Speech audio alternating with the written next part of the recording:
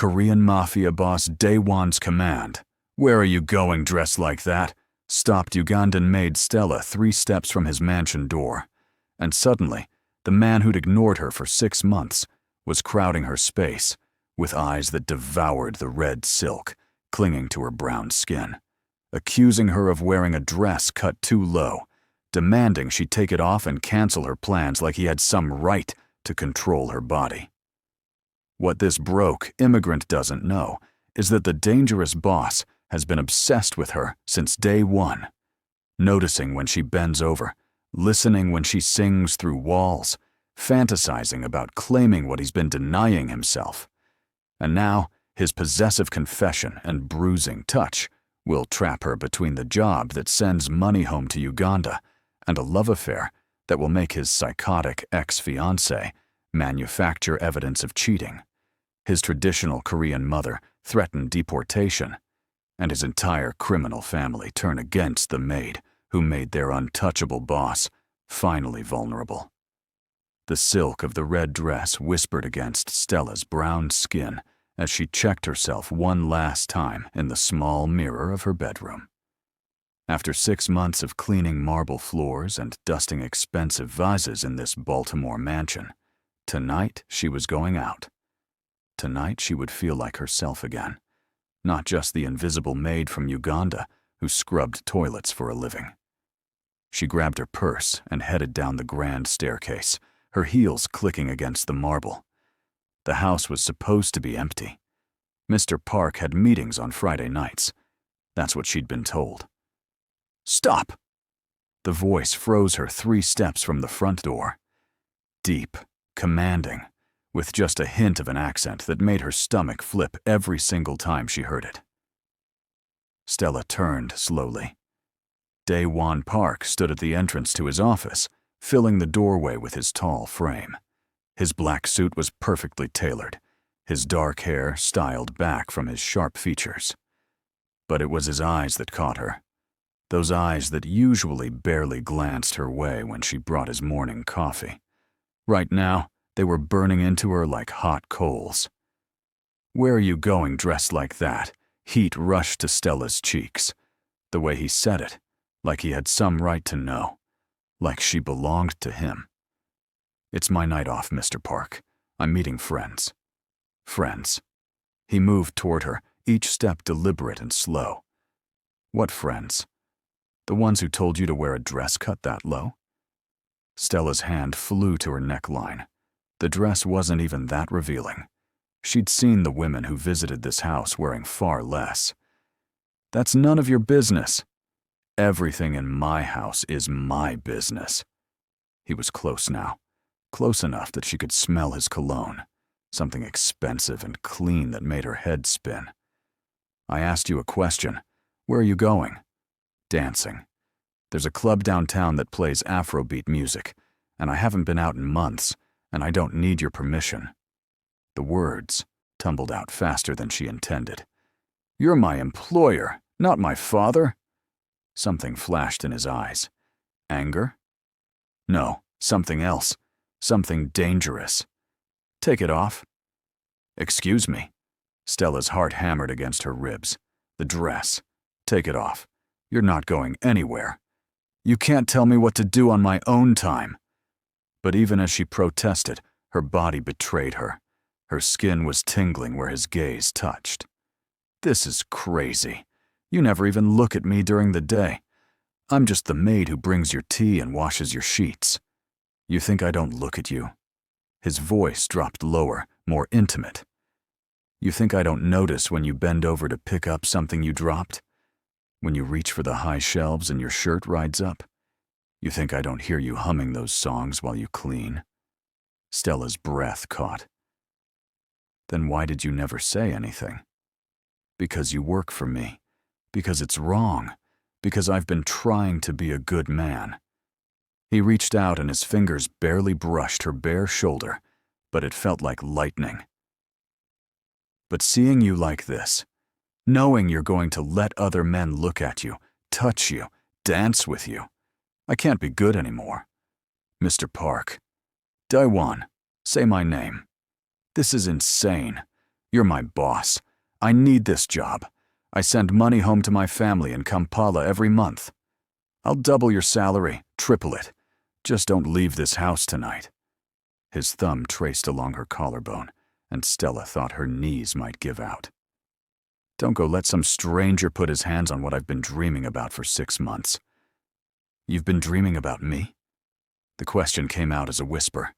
Instead of answering, Daewon closed the remaining distance between them. His hand slid into her hair, tilting her face up to his. "I've been going crazy. Every morning when you knock on my office door. Every afternoon when you bring lunch. Every night when I hear you in the room next to mine, separated by just one wall. I didn't know. You always seemed so cold. I had to be. Do you understand what I am? What I do? The world I live in?" His forehead touched hers. "You're too good for all of this. Too pure. Too beautiful. I told myself to leave you alone. And now? Now I don't care anymore." His lips hovered just above hers. "Tell me to stop. Tell me you want to leave and I'll call you a car. I'll never mention this again. We'll go back to pretending." Stella's mind screamed at her to run.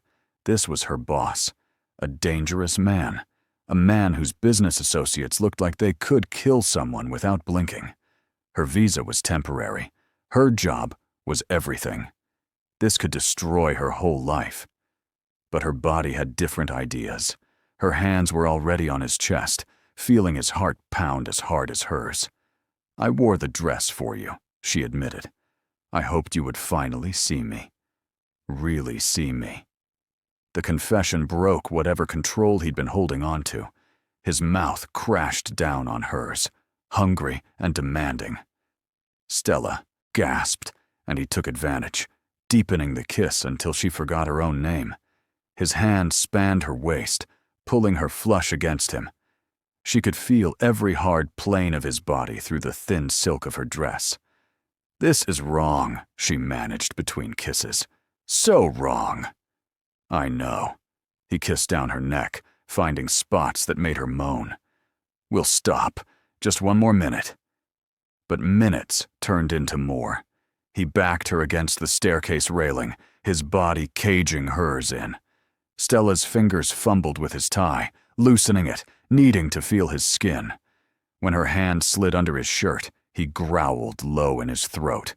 "Upstairs," he commanded. "My room. Now." "Wait." Stella pushed lightly on his chest, needing a moment to think. "If we do this, everything changes. I can't just be your maid anymore. I can't pretend." "Good. I'm done pretending." He lifted her easily, her legs wrapping around his waist as he carried her up the stairs. "I'm done watching you from across rooms, done lying awake at night imagining this." He kicked open the door to his bedroom.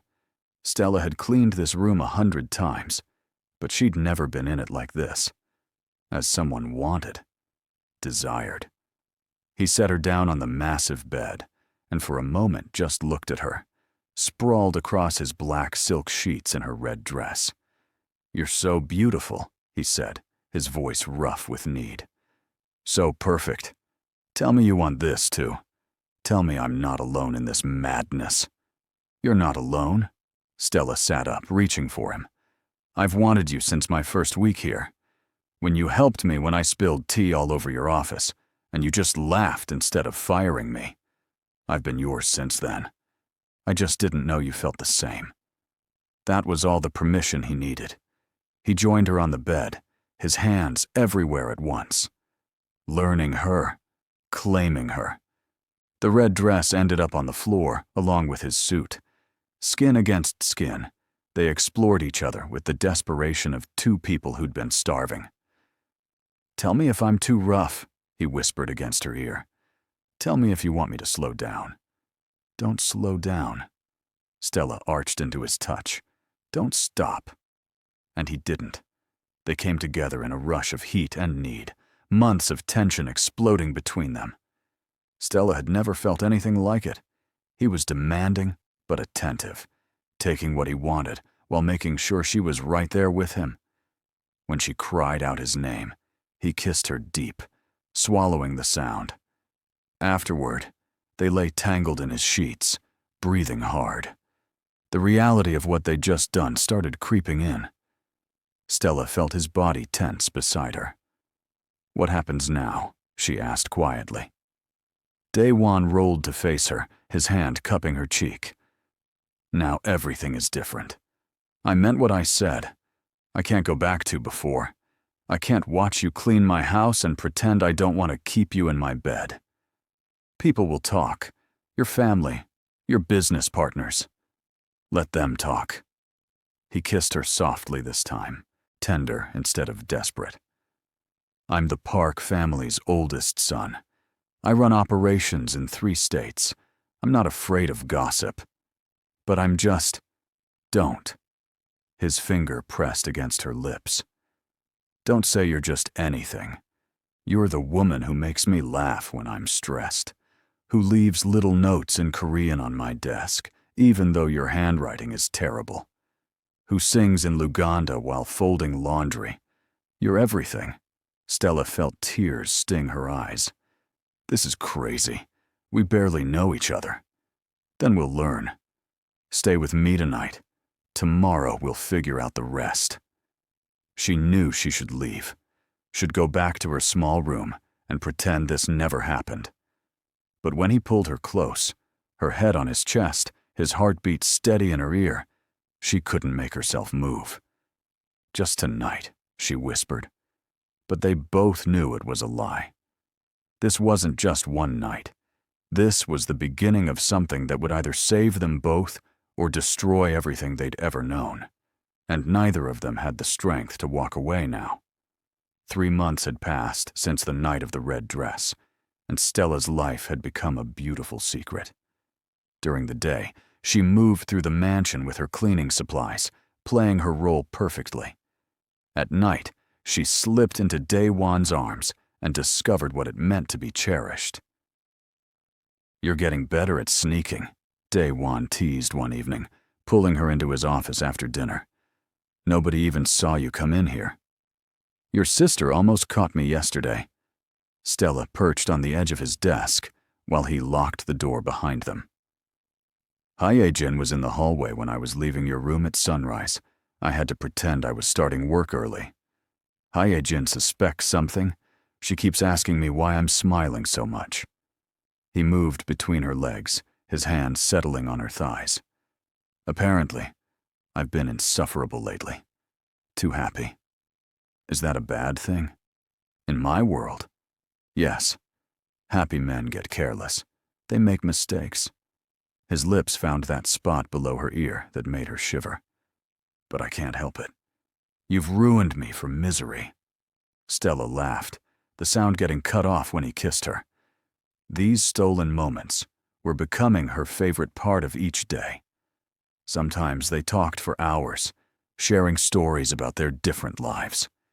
He told her about growing up in Atlanta, about his father's expectations and the weight of family legacy. She told him about her childhood in Uganda, her mother's strength, her dreams of sending money home so her younger siblings could finish school. "I want to take you somewhere," Daewon said suddenly, pulling back to look at her. "A real date. Dinner at a restaurant.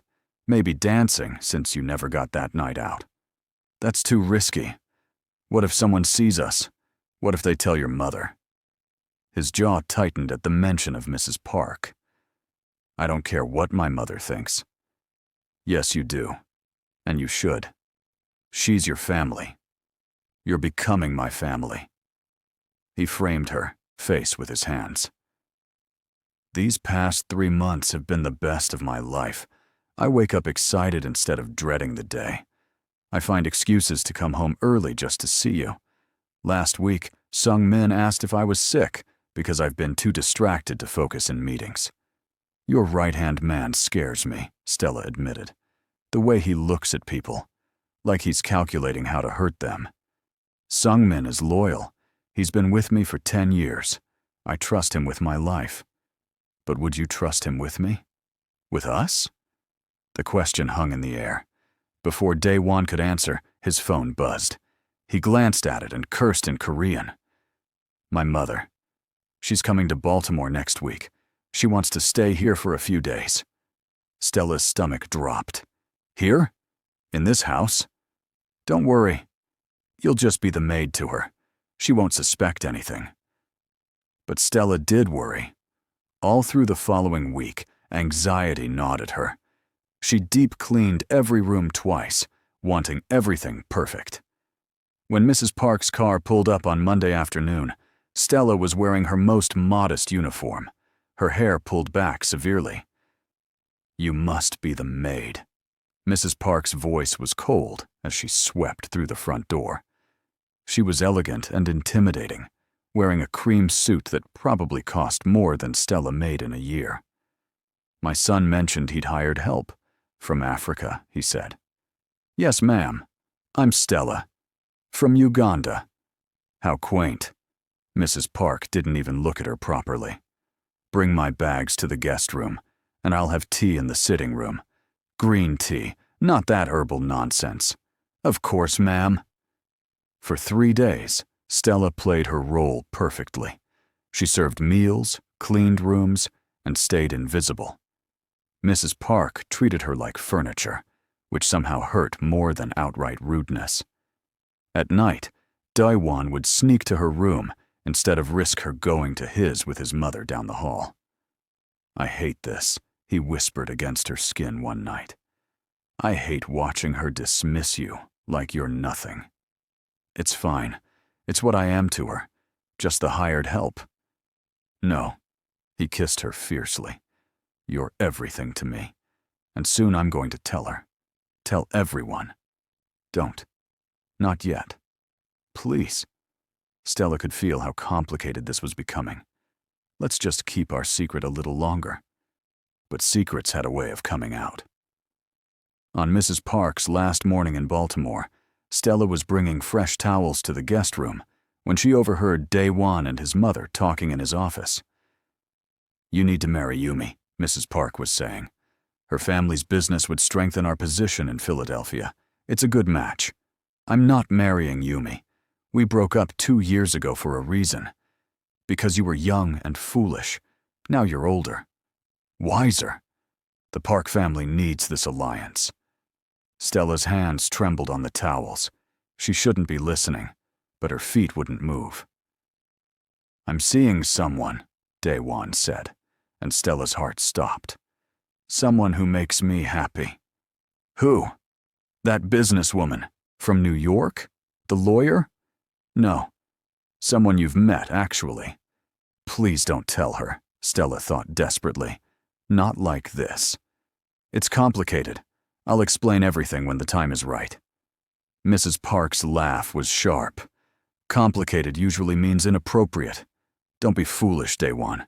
Men in your position don't marry for love. They marry for strategy. Stella hurried away before she could hear more. That afternoon, after Mrs. Park left for Atlanta, she and Daewon had their first real fight. Your mother wants you to marry some woman named Yumi. I know what my mother wants. I don't care. He tried to pull her close, but Stella stepped back. You almost told her about us, without warning me, without preparing me. Would you rather I keep lying? Keep hiding you like you're something shameful? I'd rather be realistic. Look at us, Daewon. Really look. You're a rich, powerful man from a traditional Korean family. I'm a maid from Uganda who sends money home to help pay for my brother's school fees. Your world and mine, they don't mix. They're mixing right now. They've been mixing for 3 months. In secret. In the dark. What happens when you bring me into the light? Your mother just made it clear what she thinks of people like me. I'm not even worth looking at properly. Daewon's jaw clenched. My mother is wrong, and I'll make her see that. By doing what? Destroying your relationship with your family? Losing your position? Everything you've worked for? If that's what it takes. He grabbed her hand, his grip almost desperate. Stella, I'm falling in love with you. Actually, no. I've already fallen. I'm in love with you. completely, terrifyingly, and I need to know if you feel the same." The words hung between them, heavy and important. Stella felt tears building. "Of course I love you. I think I've loved you since that first night. But love isn't always enough. It has to be enough, because I can't go back. I can't pretend anymore." He pulled her against him, and this time she didn't resist. "Stay with me. Not as my maid, as mine. Move into my room. Let me tell Hijin. Let me start preparing my mother. We'll take it slow, but we'll stop hiding. And if your family can't accept it, then I'll choose you." His lips brushed her forehead. "Every single time, I'll choose you." That night, Stella moved her few belongings into his room. It wasn't much, just some clothes and the photo of her family she kept by her bed. But it felt monumental, real, terrifying. Hijin found out 2 days later when she walked into the kitchen and saw Daewon kissing Stella against the counter. The younger woman's eyes went wide. "How long?" Hijin demanded. 3 months, Daewon answered calmly. "And before you start, I love her. This isn't some passing thing." But instead of anger, Hijin surprised them both by smiling. "Finally. I've been waiting for you to admit it. The way you two looked at each other was painful to watch." "You knew," Stella gasped. "Please. You weren't that subtle. And my brother actually started laughing at jokes. That alone told me something was different." Hijin hugged Stella impulsively. "Welcome to the chaos of the Park family. You're going to need a thick skin." Having Hijin know felt like a weightlifting.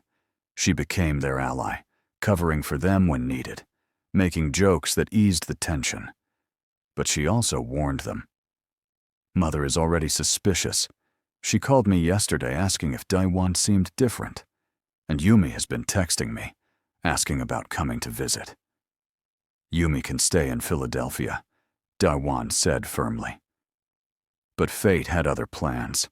2 weeks later, Stella was collecting mail from the front hall when she saw the name on one of the letters.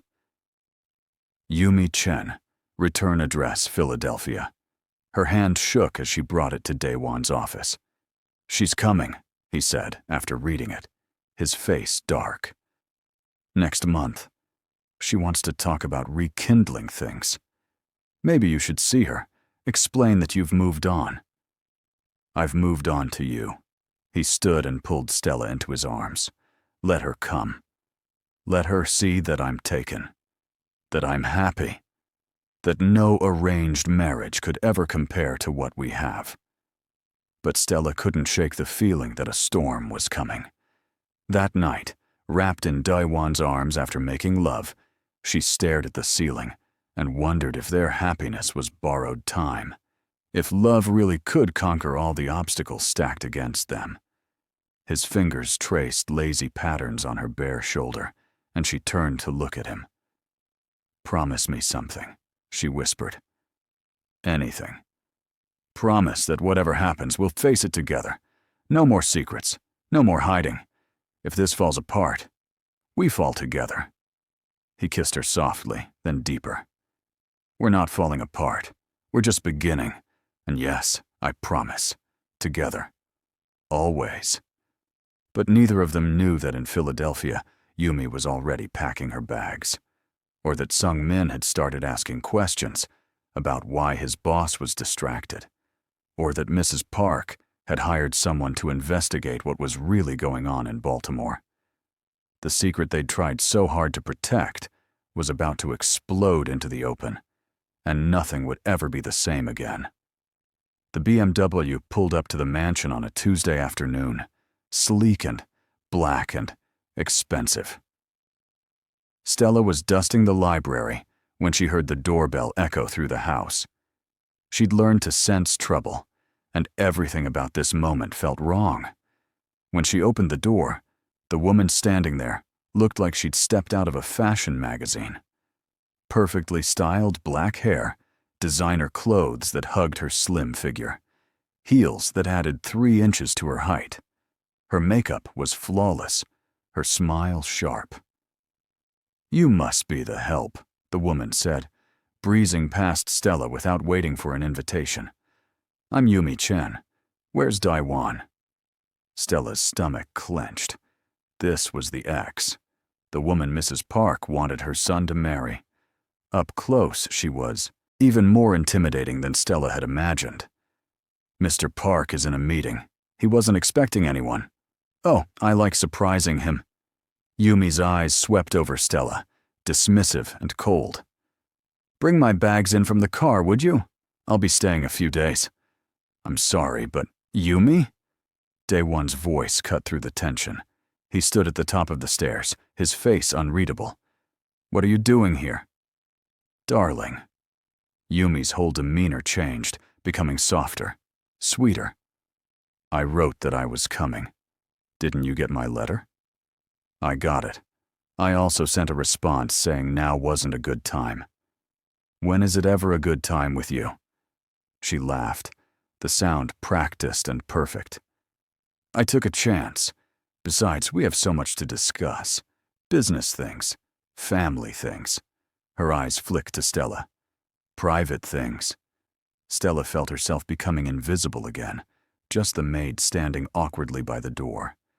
Daewon's eyes met hers, a silent apology in them, before he descended the stairs. "We can talk in my office, but Yumi, you can't stay here." "Why not? I stayed here plenty of times before. Remember?" Her hand landed on his arm, possessive and familiar. Remember everything. The implication was clear, and it hit Stella like a punch. These two had history.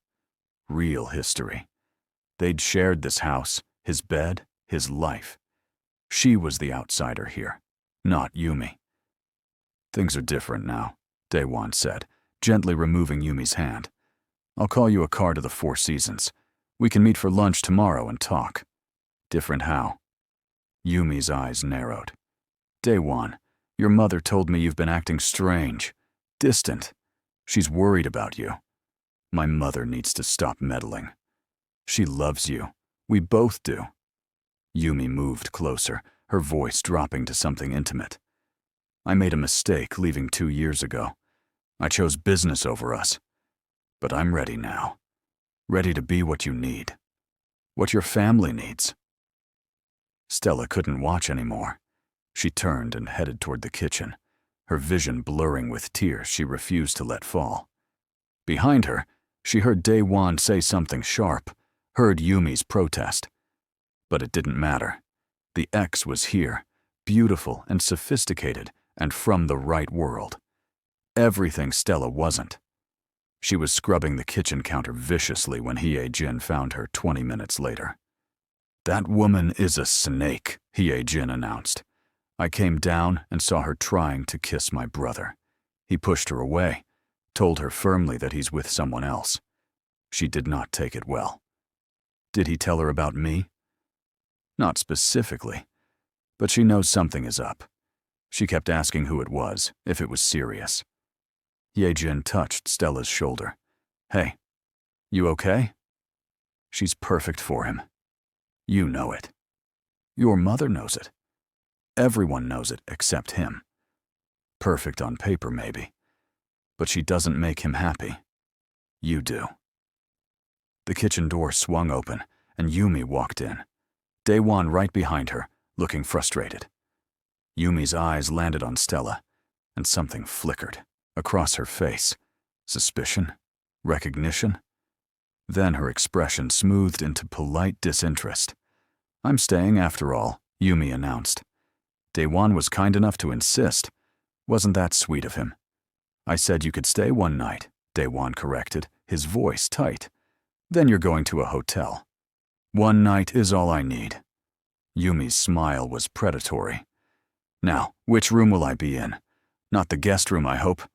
That mattress always hurt my back. Remember how I used to complain?" Stella wanted to scream. Instead, she said quietly, "I'll prepare the blue bedroom, excuse me."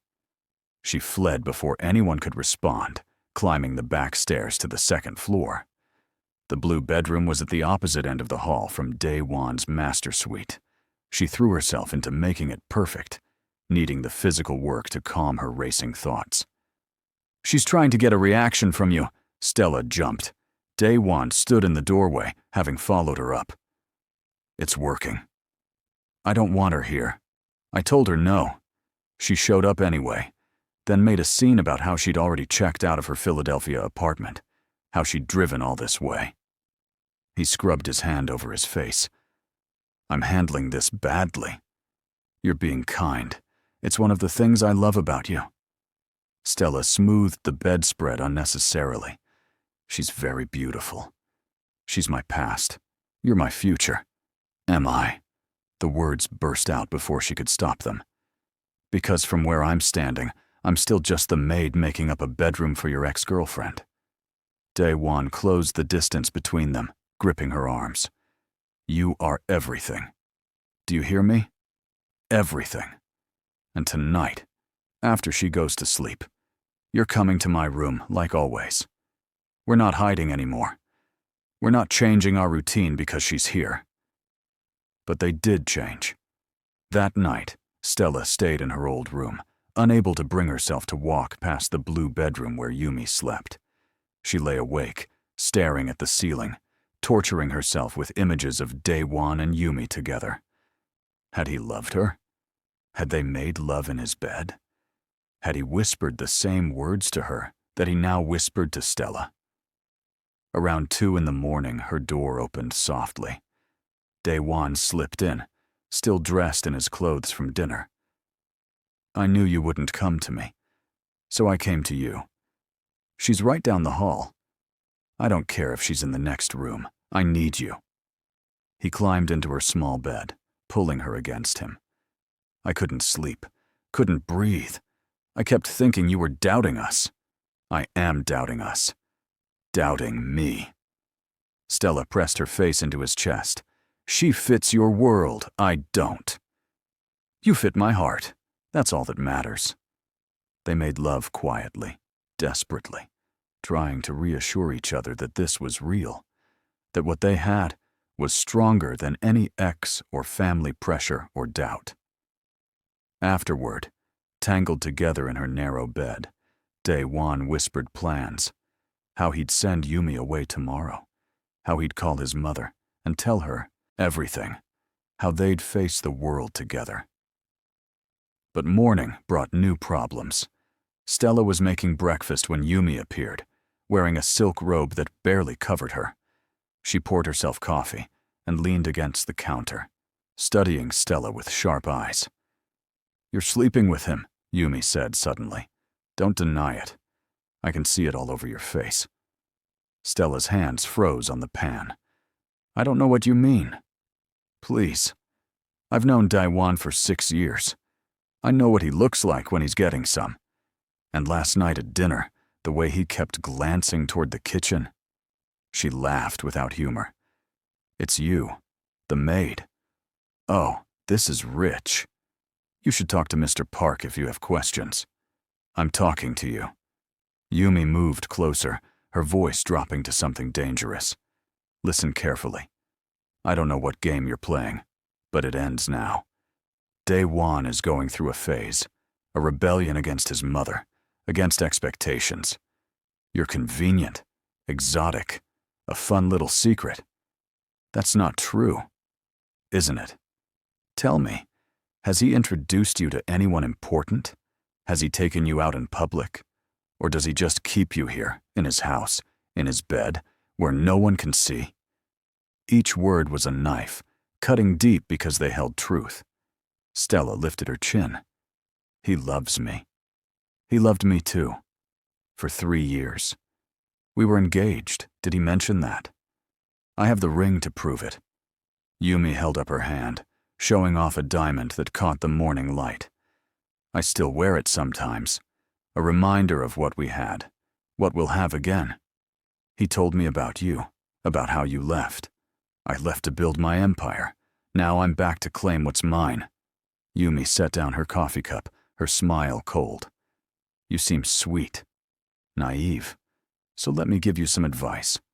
Walk away now, before this gets ugly. Before his mother finds out and destroys you. Because she will. Mrs. Park eats girls like you for breakfast.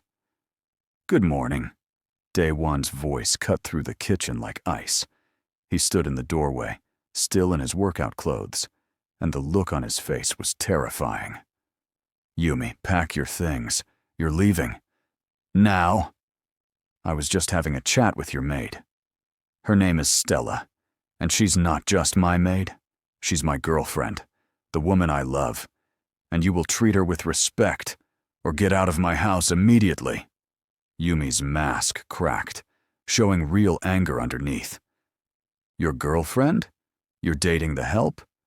Oh, Daewon, your mother is going to lose her mind. My mother will deal with it. So will you. He moved to stand beside Stella, his hand finding hers. I tried to be polite. I tried to let you down easy. But you don't seem to hear subtle. So here it is, plain and simple. We're over. We've been over for 2 years. I love Stella. I'm building a life with Stella. And you need to accept that and move on. You're making a mistake. Yumi's voice shook. A huge mistake. She's using you. Can't you see that? Poor girl from Africa lands a rich boss. It's the oldest story in the book. Get out. Daewon's voice was deadly quiet.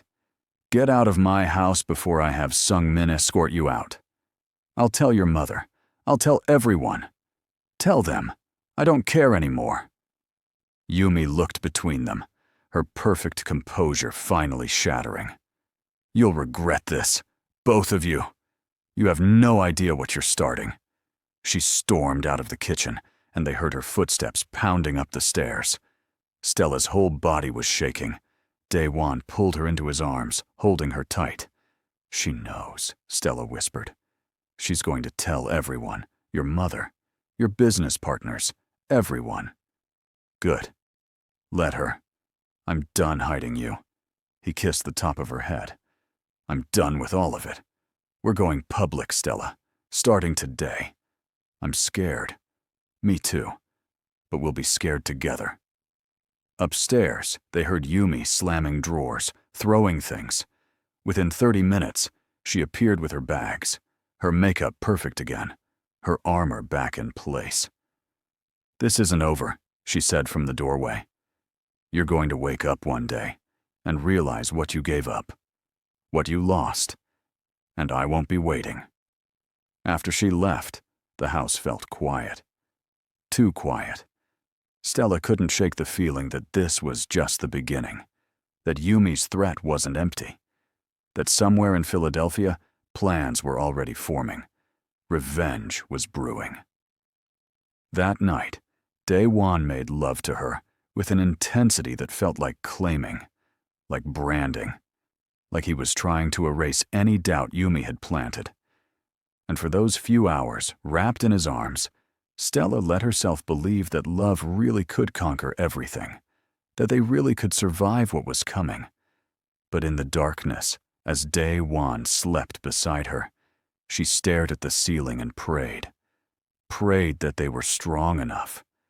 Prayed that his family wouldn't destroy them.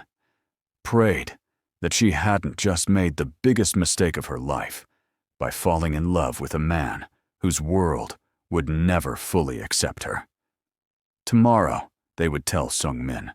Tomorrow, they would start preparing for Mrs. Park's reaction. Tomorrow, they would face reality. But tonight, they had each other. And maybe, just maybe, that would be enough. The call came at 7 in the morning, 3 days after Yumi left. Stella was still in Daewon's bed, her head on his chest, when his phone rang.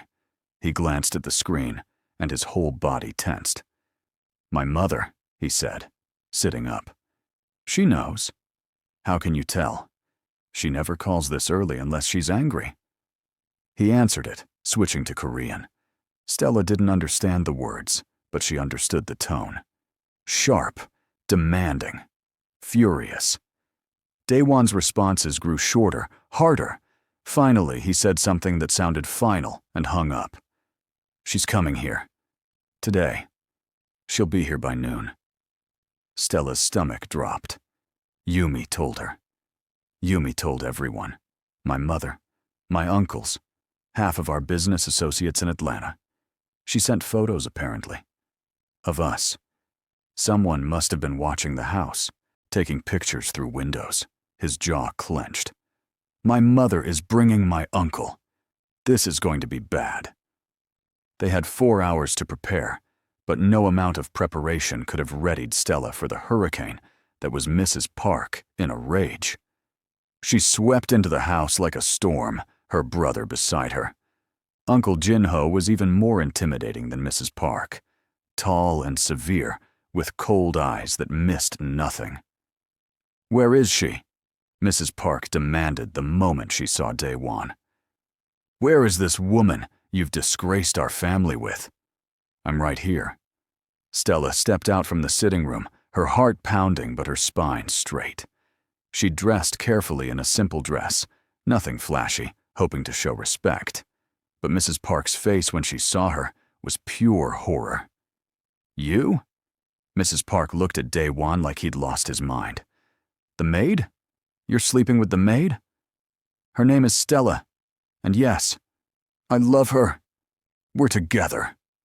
The slap echoed through the hallway.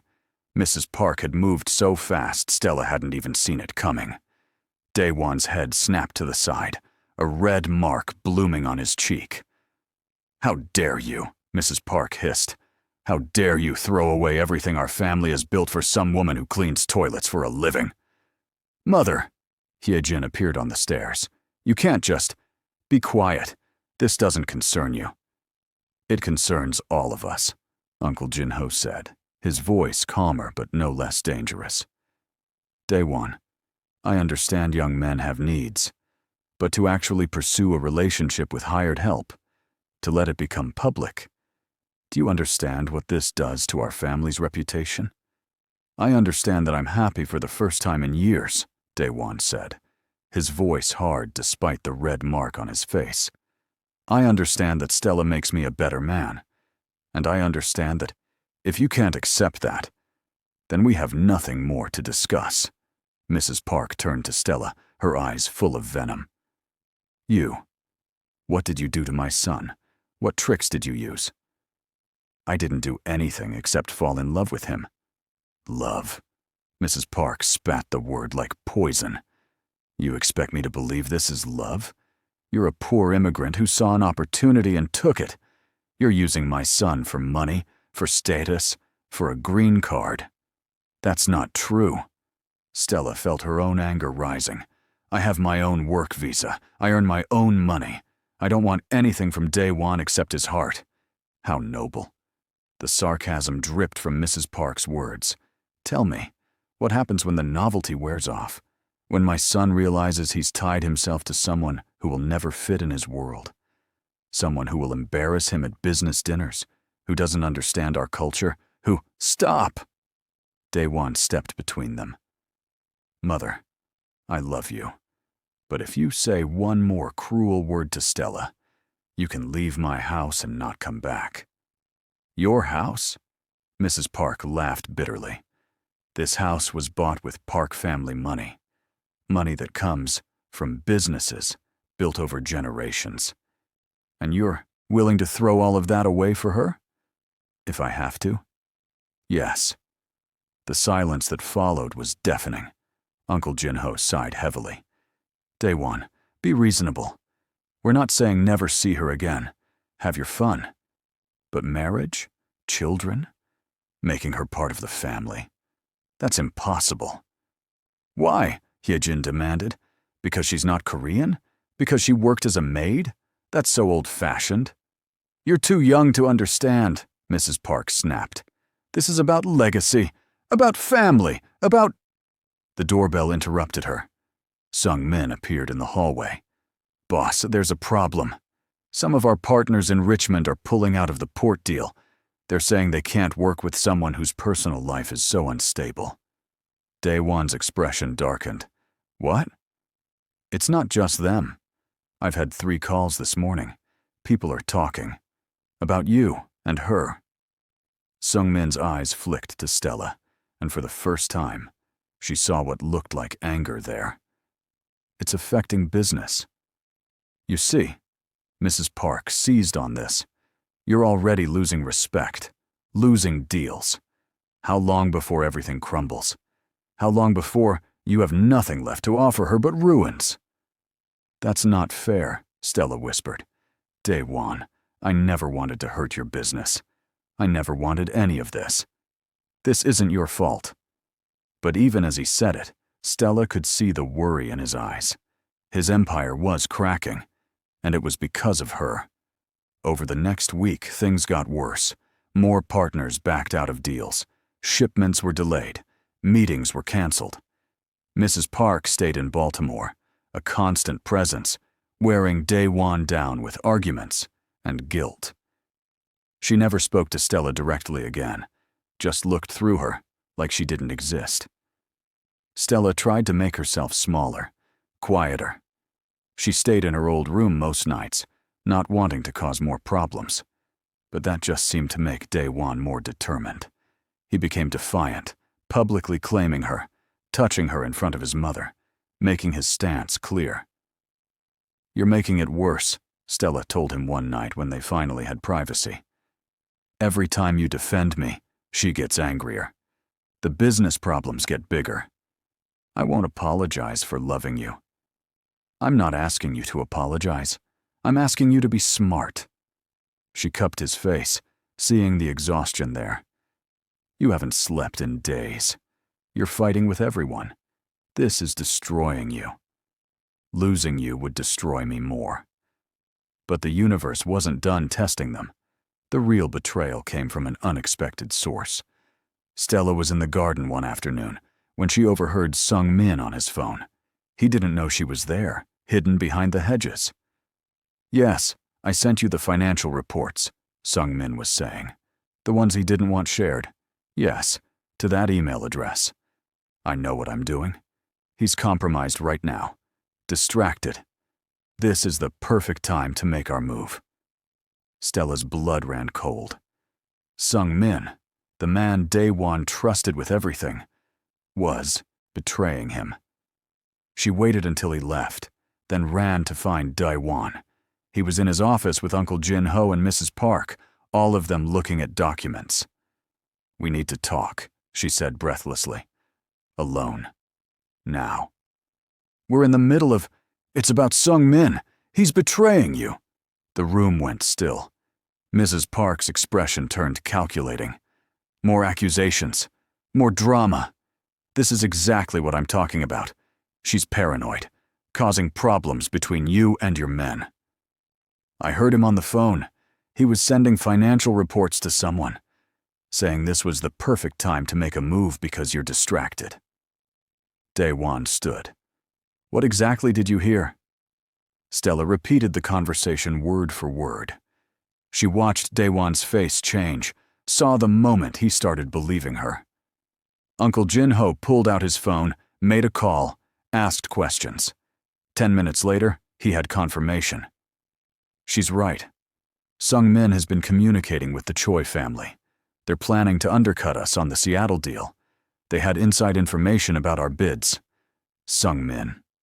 Daewon's voice was hollow. My best friend. For 10 years.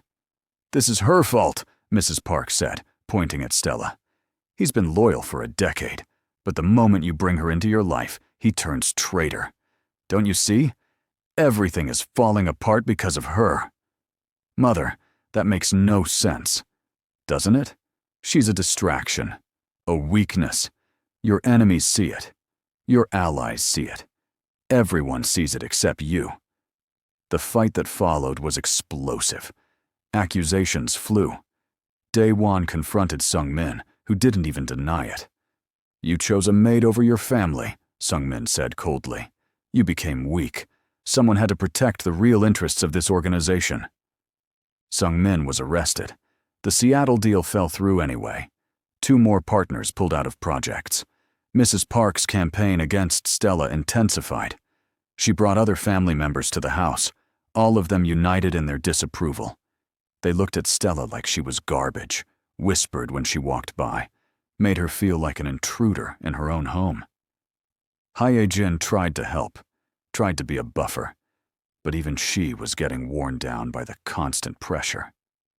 "My mother is relentless," she told Stella one afternoon. "She's calling everyone we know, telling them you're using my brother. She's threatening to cut him off completely." "Maybe she should," Stella said quietly. "Maybe I should just leave." "Don't you dare. My brother loves you. I've never seen him this happy, even with all the chaos." But was he happy? Stella wasn't sure anymore. He looked exhausted, stressed, torn between his family and his heart. Every day the pressure mounted.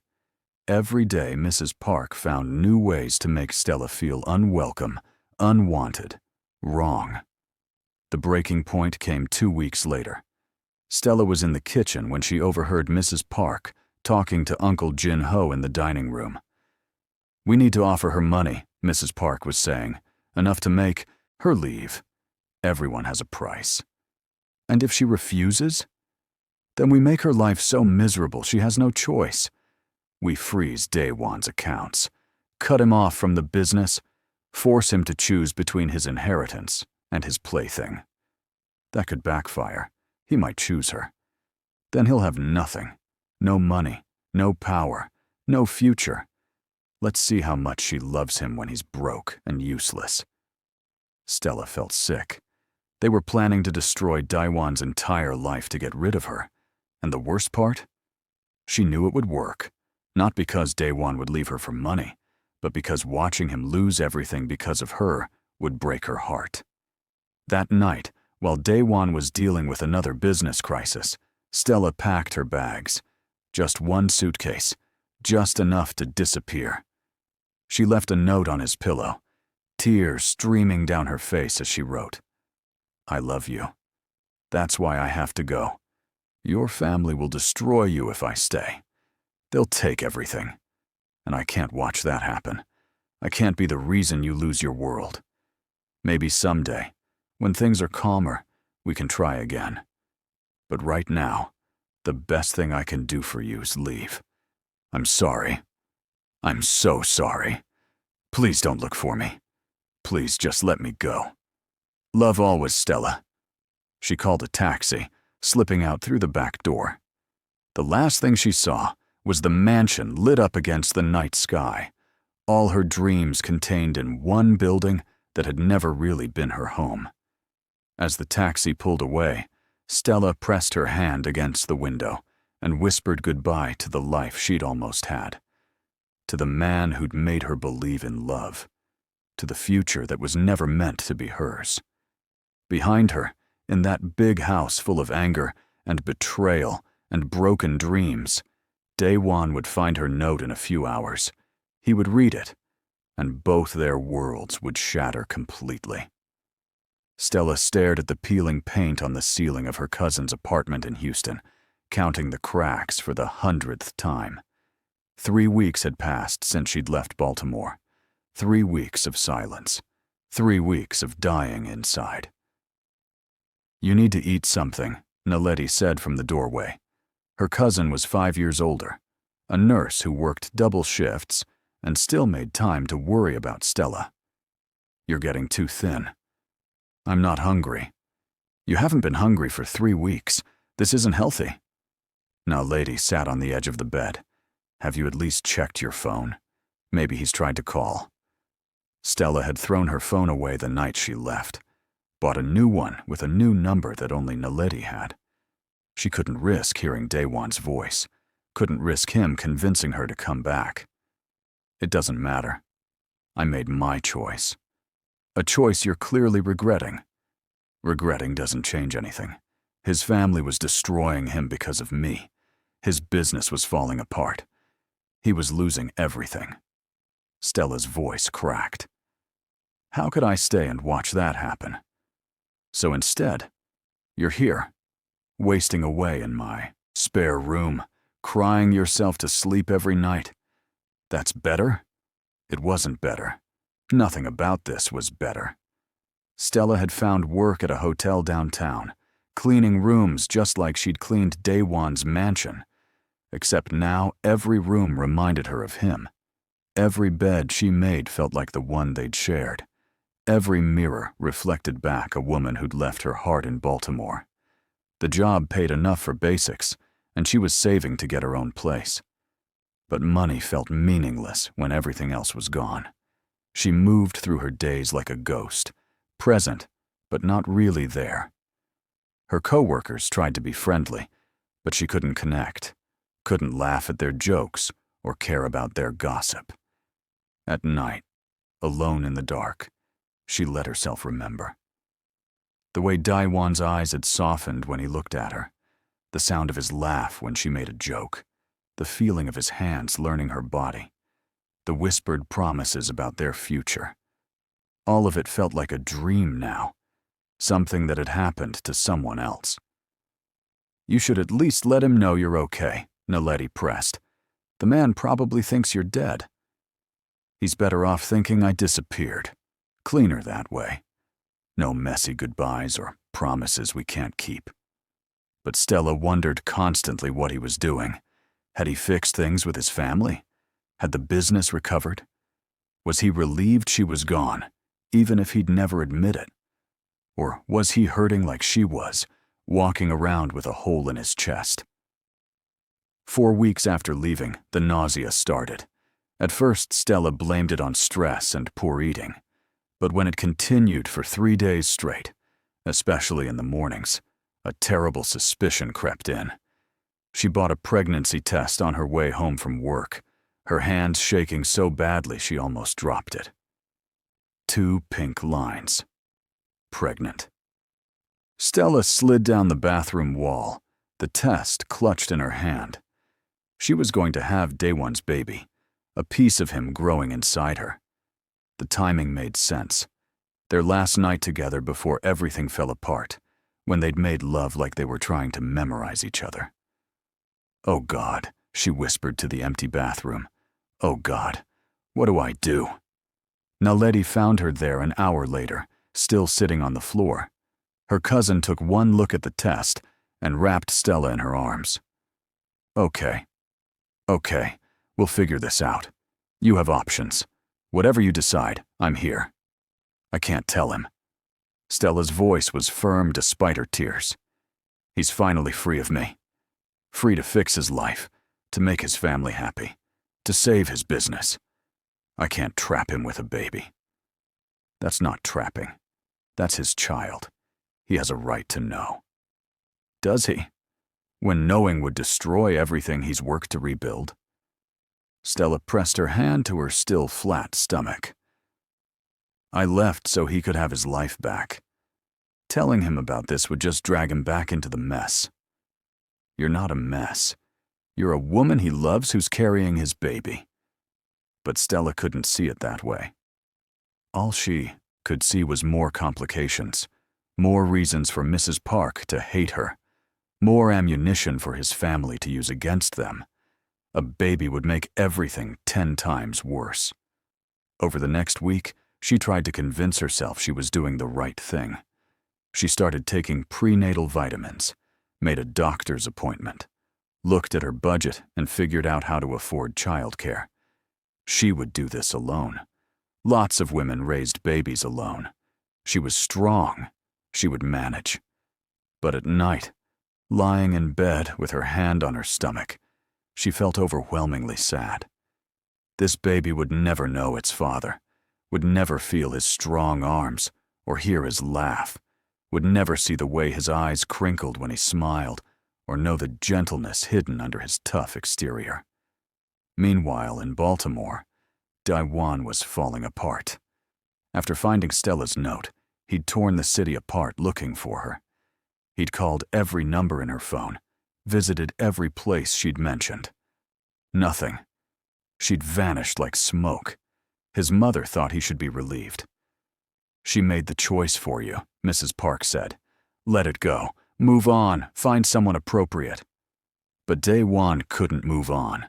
He stopped sleeping in his bedroom, unable to face the empty bed. Stopped eating regularly. threw himself into work with manic intensity, trying to drown out the silence where Stella's laughter used to be. He rebuilt the business with ruthless efficiency, won back the lost partners, made new deals. On paper, everything was recovering. Inside, he was dying. Hijin watched her brother become a shell of himself. He smiled at the right times, said the right things, but there was no life in his eyes. "You need to find her," she told him one night. "This is killing you."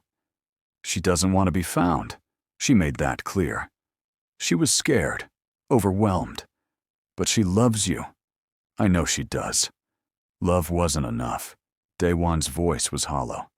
That's what she proved by leaving. Sometimes love isn't enough.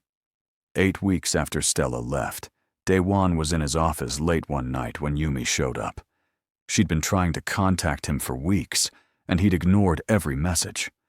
But tonight, in his grief and exhaustion, he didn't have the energy to send her away. "You look terrible," Yumi said, settling into the chair across from his desk.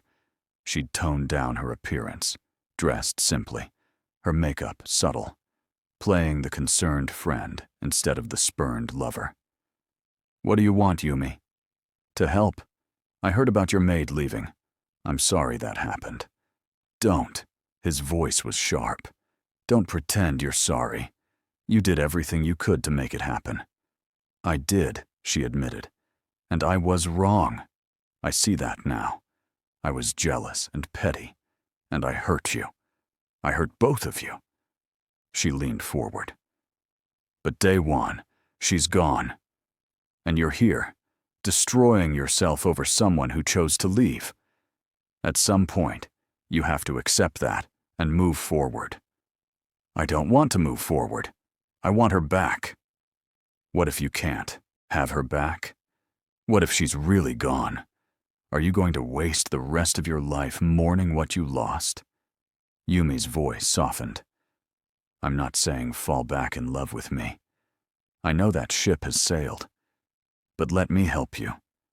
Let me be your friend, like I was before everything got complicated. You need someone who understands your world." It was the loneliness that weakened him, the desperate need for human connection when everything felt cold and empty. When Yumi reached across the desk and took his hand, he didn't pull away. When she suggested dinner tomorrow, somewhere quiet where they could talk, he heard himself agree. The dinner was innocent enough. They talked about business, about mutual friends, carefully avoiding anything personal. But at the end, when she leaned in to kiss his cheek goodbye, she aimed wrong. Or maybe she aimed exactly right. Her lips caught the corner of his mouth. For one terrible second, Daewon didn't pull back. Shock froze him in place, and in that second, Stella's face flashed in his mind.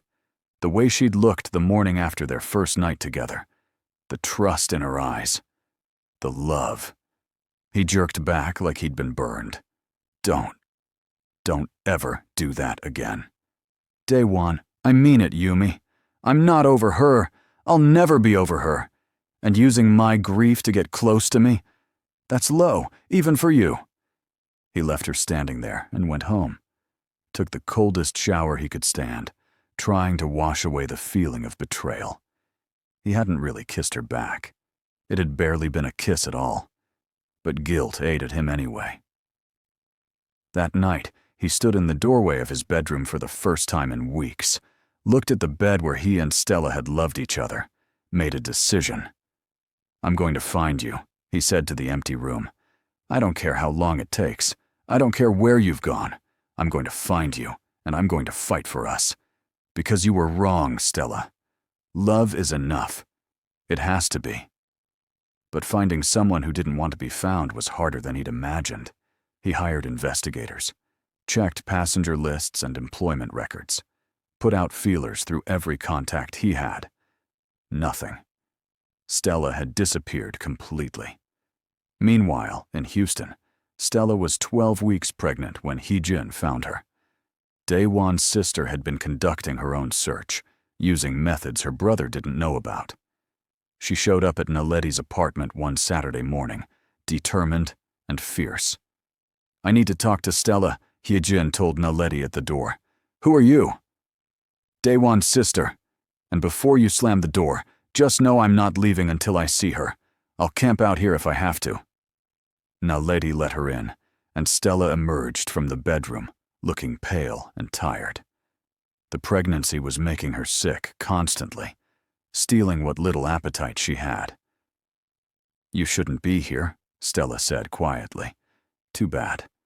I'm here anyway." Hijin looked at her, really looked, and saw what Naletti and Stella had been trying to hide. The slight swell of her belly, the way her hand instinctively went to protect it. "Oh my God, you're pregnant!" Stella's hand dropped. "Please, please don't tell him. Are you insane? That's his baby. He has every right to know. He has the right to his life back, to fix things with your family, to save his business." Stella's voice rose. "Don't you understand? I'm poison to him. I'm the reason everything fell apart. How is adding a baby going to make anything better? Because he loves you. Because he's been a zombie since you left. Because every single day I watch my brother die a little more inside." Hyejin's eyes filled with tears. "You think you're protecting him? You're destroying him and keeping his child from him? That's not love. That's cowardice." The words hit like slaps. Stella sank onto the couch, her whole body shaking. "I'm scared. I'm so scared that if I tell him, his mother will find some way to take the baby from me, to prove I'm unfit, to destroy me for real this time. My mother is difficult, but she's not evil, and she's been different since you left. Quieter. I think seeing what she did to Daewon actually affected her. She won't admit she was wrong, but she stopped pushing other women at him, stopped talking about arranged marriages. That doesn't mean she'll accept me, or this baby." Hyejin sat beside her, taking her hand. "Maybe not at first. But this is her grandchild. That means something. And Daewon deserves to be a father, to make his own choices about his own child. What if he doesn't want it? What if he's moved on? He hasn't moved on. Trust me. He's still completely in love with you, miserable and pining and refusing to even look at anyone else." Stella wanted to believe her, wanted to believe that Daewon was hurting like she was, that their love hadn't just evaporated the moment she'd left, but fear was a powerful thing. "I need time," she said finally, "to think, to decide what's right." "How much time? Because that baby is going to start showing soon, and then what? You hide until it's born? Keep his child a secret forever?" "I don't know." The tears came then, hot and fast. "I don't know what to do. I'm 26, living in my cousin's spare room, working at a hotel, pregnant with a mafia boss's baby. There's no right answer here." Hyejin softened, pulling Stella into a hug. "I'm not trying to bully you. I just want you both to be happy. And I think the only way that happens is if you're together." After Hyejin left, promising to keep the secret for now but making it clear she thought Stella was wrong, Naletti sat beside her. "She's right, you know." "About which part?" "All of it. You're scared, and I get that. But keeping this baby a secret? That's not protecting anyone. That's just running from something hard." Stella knew they were right. Deep down, she knew. But knowing and being brave enough to act were two different things. She'd left to save Daewon from his family's wrath. How? Could she go back now, pregnant and vulnerable, and throw herself back into that fire? That night, lying in bed with her hand on her growing stomach, she talked to the baby. "Your father is the best man I've ever known. He's strong and kind, and he makes me laugh. He would love you so much. But I'm scared, little one. Scared of his world. Scared of not being enough. Scared of you getting hurt because of who your mother is." The baby couldn't answer, but Stella felt a flutter. Movement. Life. And suddenly, her decision became clear. This wasn't just about her anymore. This wasn't just about protecting Daewon or avoiding his family. This was about a child who deserved to know its father, who deserved the chance at a whole family, messy as it might be. She would tell him. She would go back to Baltimore, face whatever came, and tell Daewon the truth. He deserved to know. Their baby deserved the chance. And maybe, just maybe, love really was enough after all. 3 months had crawled by since Stella left. Daewon stood on the balcony of his office, watching Baltimore's skyline fade into dusk.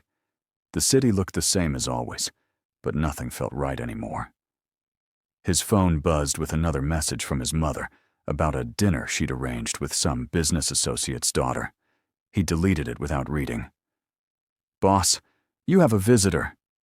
His new second-in-command, a man named Jun Seo, appeared in the doorway. After Sung-min's betrayal, trust had become a rare commodity. "She says it's urgent. Tell whoever it is to make an appointment. It's your sister, and she says if you don't see her right now, she'll make a scene in the lobby." That sounded like Hijin. Daewon sighed and waved Jun Seo away. His sister burst in moments later, her face flushed with anger and something else. Determination, maybe, or fear. "I know where she is," Hijin announced without preamble. Daewon's heart stopped, started again, pounding so hard he felt dizzy. "Stella?" "Yes, Stella. Who else?" "I found her 2 weeks ago in Houston, and before you ask, no, I didn't tell you immediately because I needed to respect her privacy. But things have changed. You need to go get her." "She doesn't want me. She left, remember? Made it very clear she was done. She left because she was scared and overwhelmed and thought she was protecting you." Hijin moved closer, grabbing his arm. "But Daewon, there's something else. Something big." The way his sister's voice wavered made alarm bells ring. "What? Is she hurt? Sick?" "She's pregnant." The world tilted. Daewon sat down hard in his desk chair, all the air leaving his lungs. "What?" "About 3 months along. Your baby. She's been dealing with it alone this whole time because she's convinced telling you would ruin your life, even more than it already got ruined." "My baby." The words felt foreign in his mouth. "She's having my baby, and she didn't tell me?" "She's scared, Appa. Scared of mother. Scared of your world. Scared of not being good enough." Hijin knelt beside his chair. "But that baby deserves a father, and you deserve to know your child. So stop sitting here feeling sorry for yourself and go get your family." Daewon was already standing, grabbing his jacket. "Where in Houston?" "I'll text you the address. But Daewon, don't go in angry. She's been through enough." He made it to the airport in record time, chartered a private plane because commercial flights would have taken too long. During the 2-hour flight, his emotions cycled through everything. Anger that she'd kept something so important from him. Joy that she was carrying his child. Fear that she might still refuse to come back. Love, overwhelming and fierce, for both her and the baby. By the time he landed in Houston and found the address Hijin had sent, it was past midnight. He stood outside the modest apartment building, his heart racing. What if she slammed the door in his face? What if she really didn't want him anymore? He climbed the stairs to the 2nd floor, found apartment 2C, and knocked. The woman who answered wasn't Stella, but the family resemblance was clear. Older, taller, but with the same warm brown eyes. "You must be Daewon. Is she here? Please, I need to see her. Do you have any idea what time it is? She's sleeping. She's pregnant and exhausted, and I know she's pregnant. That's why I'm here." Daewon heard the desperation in his own voice. "Please, I've spent 3 months thinking I'd lost her. I'm not waiting another minute." The woman studied him for a long moment, then stepped aside. "She's in the second door on the left. But if you make her cry, I don't care how powerful you are. I'll make you regret it." Understood. The apartment was small and clean, furnished simply. Nothing like his mansion in Baltimore. Daewon found the door Naledi had indicated and knocked softly. When there was no answer, he opened it carefully. Stella was asleep in a narrow bed, one hand resting protectively on her stomach. Even in the dim light from the hallway, he could see the small bump. His baby. Their baby. The sight made his throat tight. "Stella." He said her name quietly, not wanting to startle her. "Stella, wake up." Her eyes opened slowly, confused. Then she saw him, and sat up so fast she got dizzy. "Daewon, how did you... What are you... Hijin told me. About Houston. About the baby." He moved closer, sitting on the edge of her bed. "About everything." Stella's hand flew to her stomach, protective. "You shouldn't be here." "I'm exactly where I should be. With you. With our child." His voice cracked on the last words. "How could you not tell me? How could you think I wouldn't want to know?" "Because you were finally free. Your business was recovering. Your family was calm. Everything was getting better without me around to ruin it." "Better?" He laughed, but it sounded broken. "Stella, I've been a walking corpse for 3 months. Nothing got better. I fixed the business because I had nothing else to do. Because work was the only thing that didn't remind me of you. But I wasn't living. I was just existing. Your mother can deal with it. I don't care what my mother thinks anymore. I don't care what anyone thinks." He reached out slowly, giving her time to pull away, and placed his hand over hers on her stomach. "This is my baby. My family. And I'll be damned if I let anyone keep me from being a father." Tears streamed down Stella's face. "I was so scared. Scared you'd moved on. Scared you'd be angry. Scared your family would try to take the baby from me. Never. I would never let that happen." He moved closer, cupping her face with his free hand. "I love you. I've loved you since that night in the red dress. I've loved you through every fight, every obstacle, every moment of doubt. And I love this baby already. So please, please stop trying to protect me from my own life, and let me be with you. It's not going to be easy. Your mother will lose her mind when she finds out. Then she loses her mind. I've made my choice. You. Always. You." He leaned in, pressing his forehead to hers.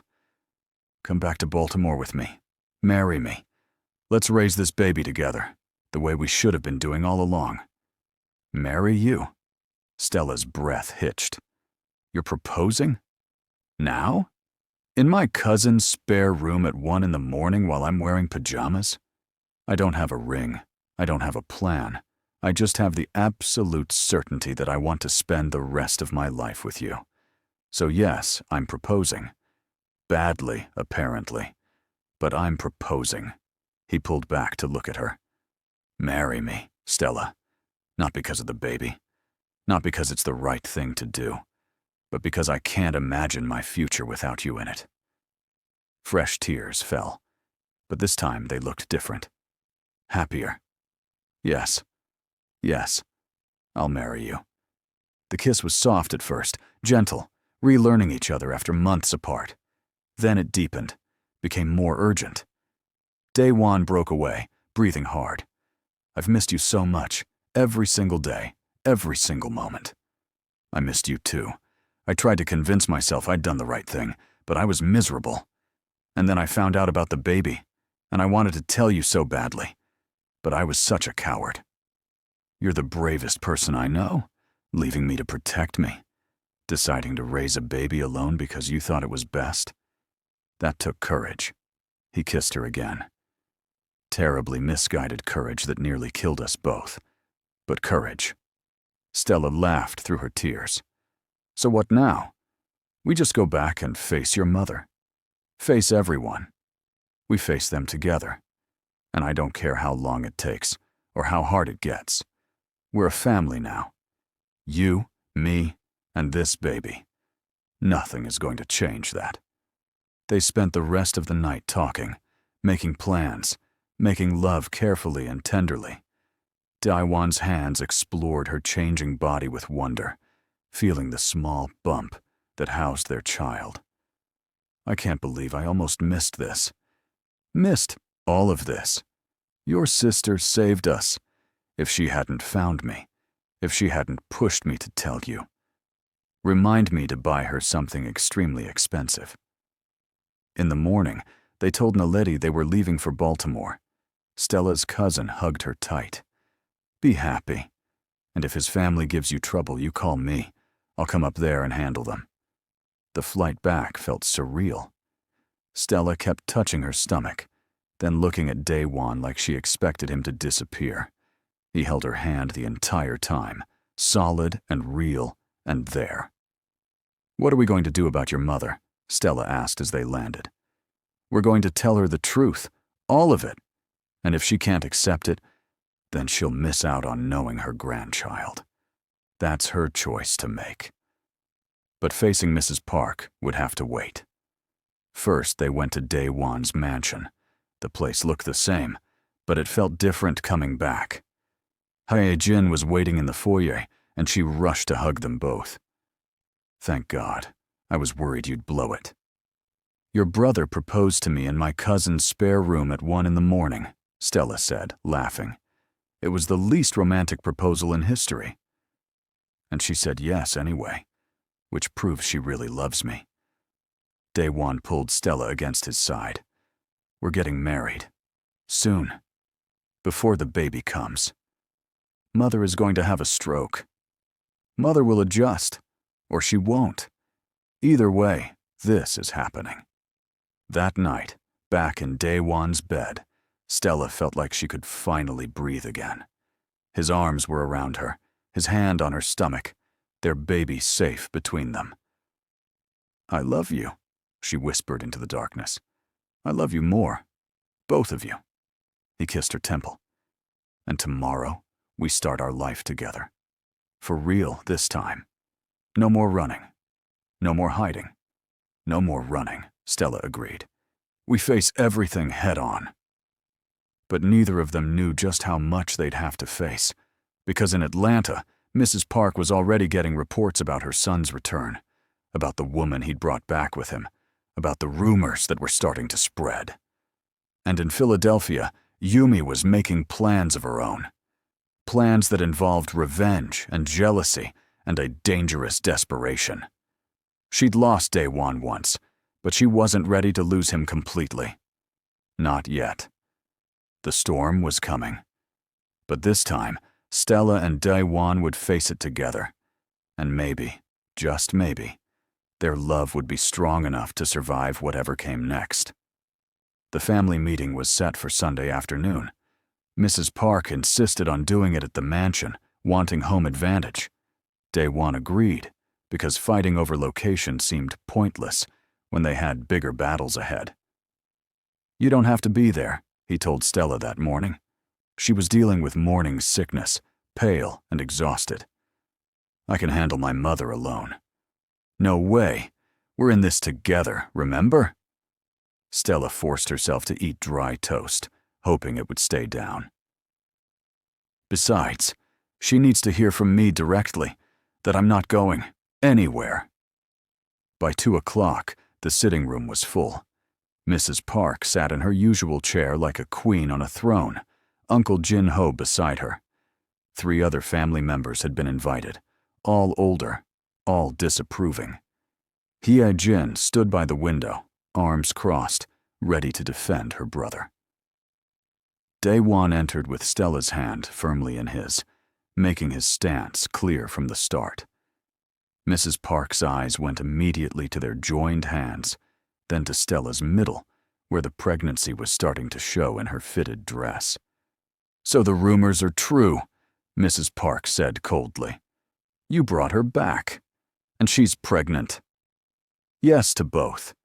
And before you start, let me make a few things clear. Daewon's voice was calm, but hard. Stella and I are getting married in 2 weeks. We're having a baby. These are facts, not up for discussion or debate. What is up for discussion is whether you want to be part of our lives or not. Part of your lives. Mrs. Park stood, her voice rising. You're asking me to accept this disgrace, this woman who has done nothing but cause problems.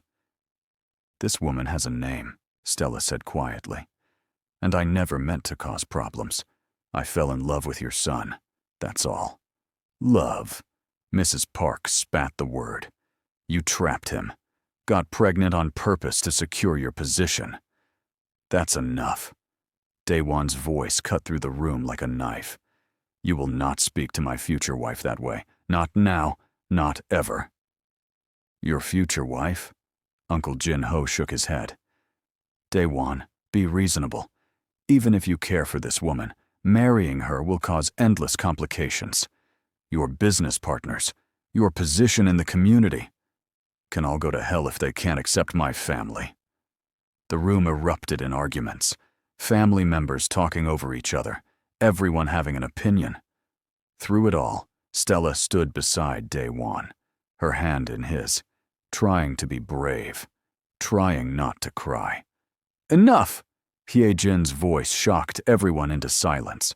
All of you, just stop. You're so worried about appearances and traditions that you can't see what's right in front of you. My brother is happy. For the first time in years, he's actually happy. And you want to destroy that because of what? Pride? Prejudice? Fear of what people will say? This doesn't concern you, Mrs. Park said sharply. It concerns all of us. We're family, remember? Or does that only matter when it's convenient? Hijin moved to stand beside Stella. She makes him better, kinder, more human. And if you can't see that, then you're blind. Mrs. Park looked at her daughter like she didn't recognize her. You support this? Completely. And if you force Daewon to choose between you and Stella, you're going to lose. Is that really what you want? To lose your son? The question hung in the air. Mrs. Park's face worked through several emotions: anger, hurt, fear. For a moment, Stella thought she saw something soften, but then the older woman's face hardened again. If you marry her, you're on your own, Mrs. Park said to Daewon.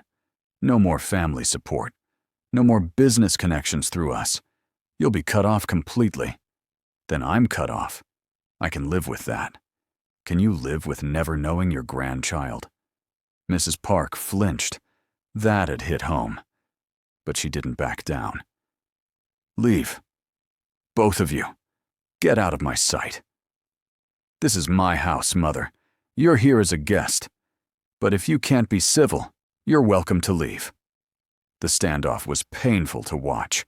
Finally, Mrs. Park gathered her things and swept out, the other family members following. Only Uncle Jin-ho lingered, his expression thoughtful. Give her time, he said quietly to Daewon. She's scared of losing you. She'll come around. I hope so, but I'm not waiting forever. After they left, the house felt eerily quiet. Stella sank onto the couch, shaking. That was worse than I imagined. That was her first reaction. Let her process. Let her realize what she's losing.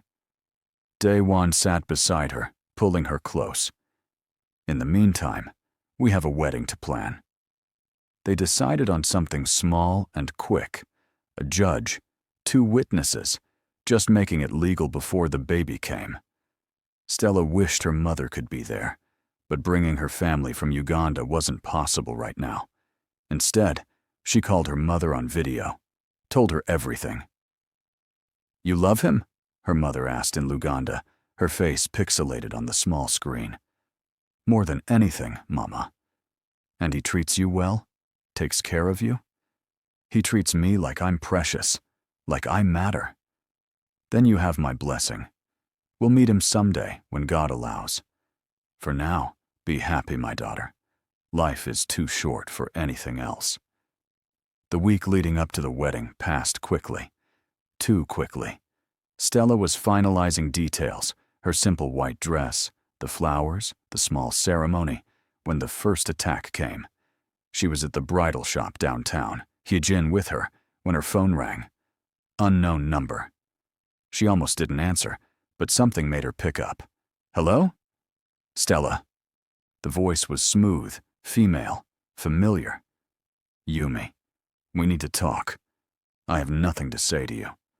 Even if I have information about your precious Daiwan, about things he's been hiding from you. I'm hanging up now.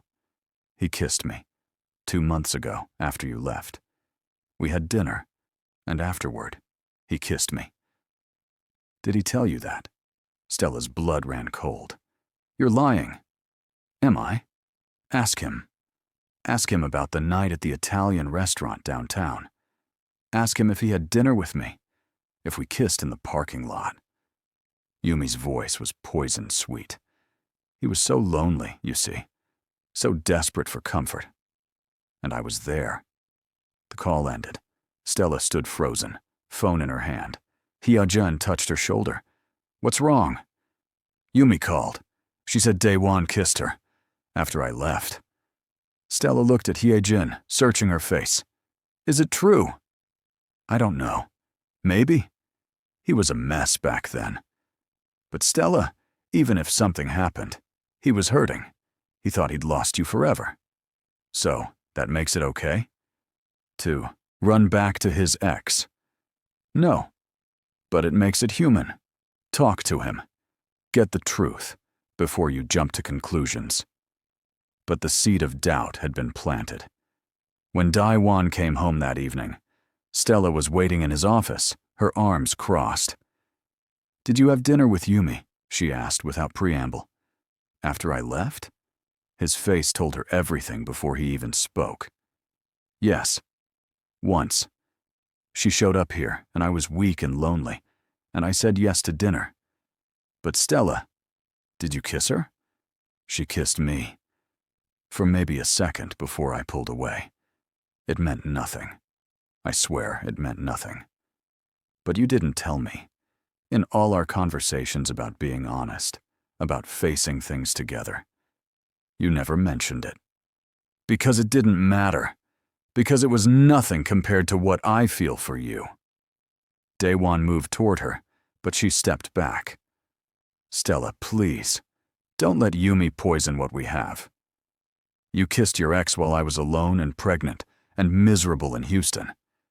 How am I supposed to forget that? I thought I'd lost you. I thought you were gone forever.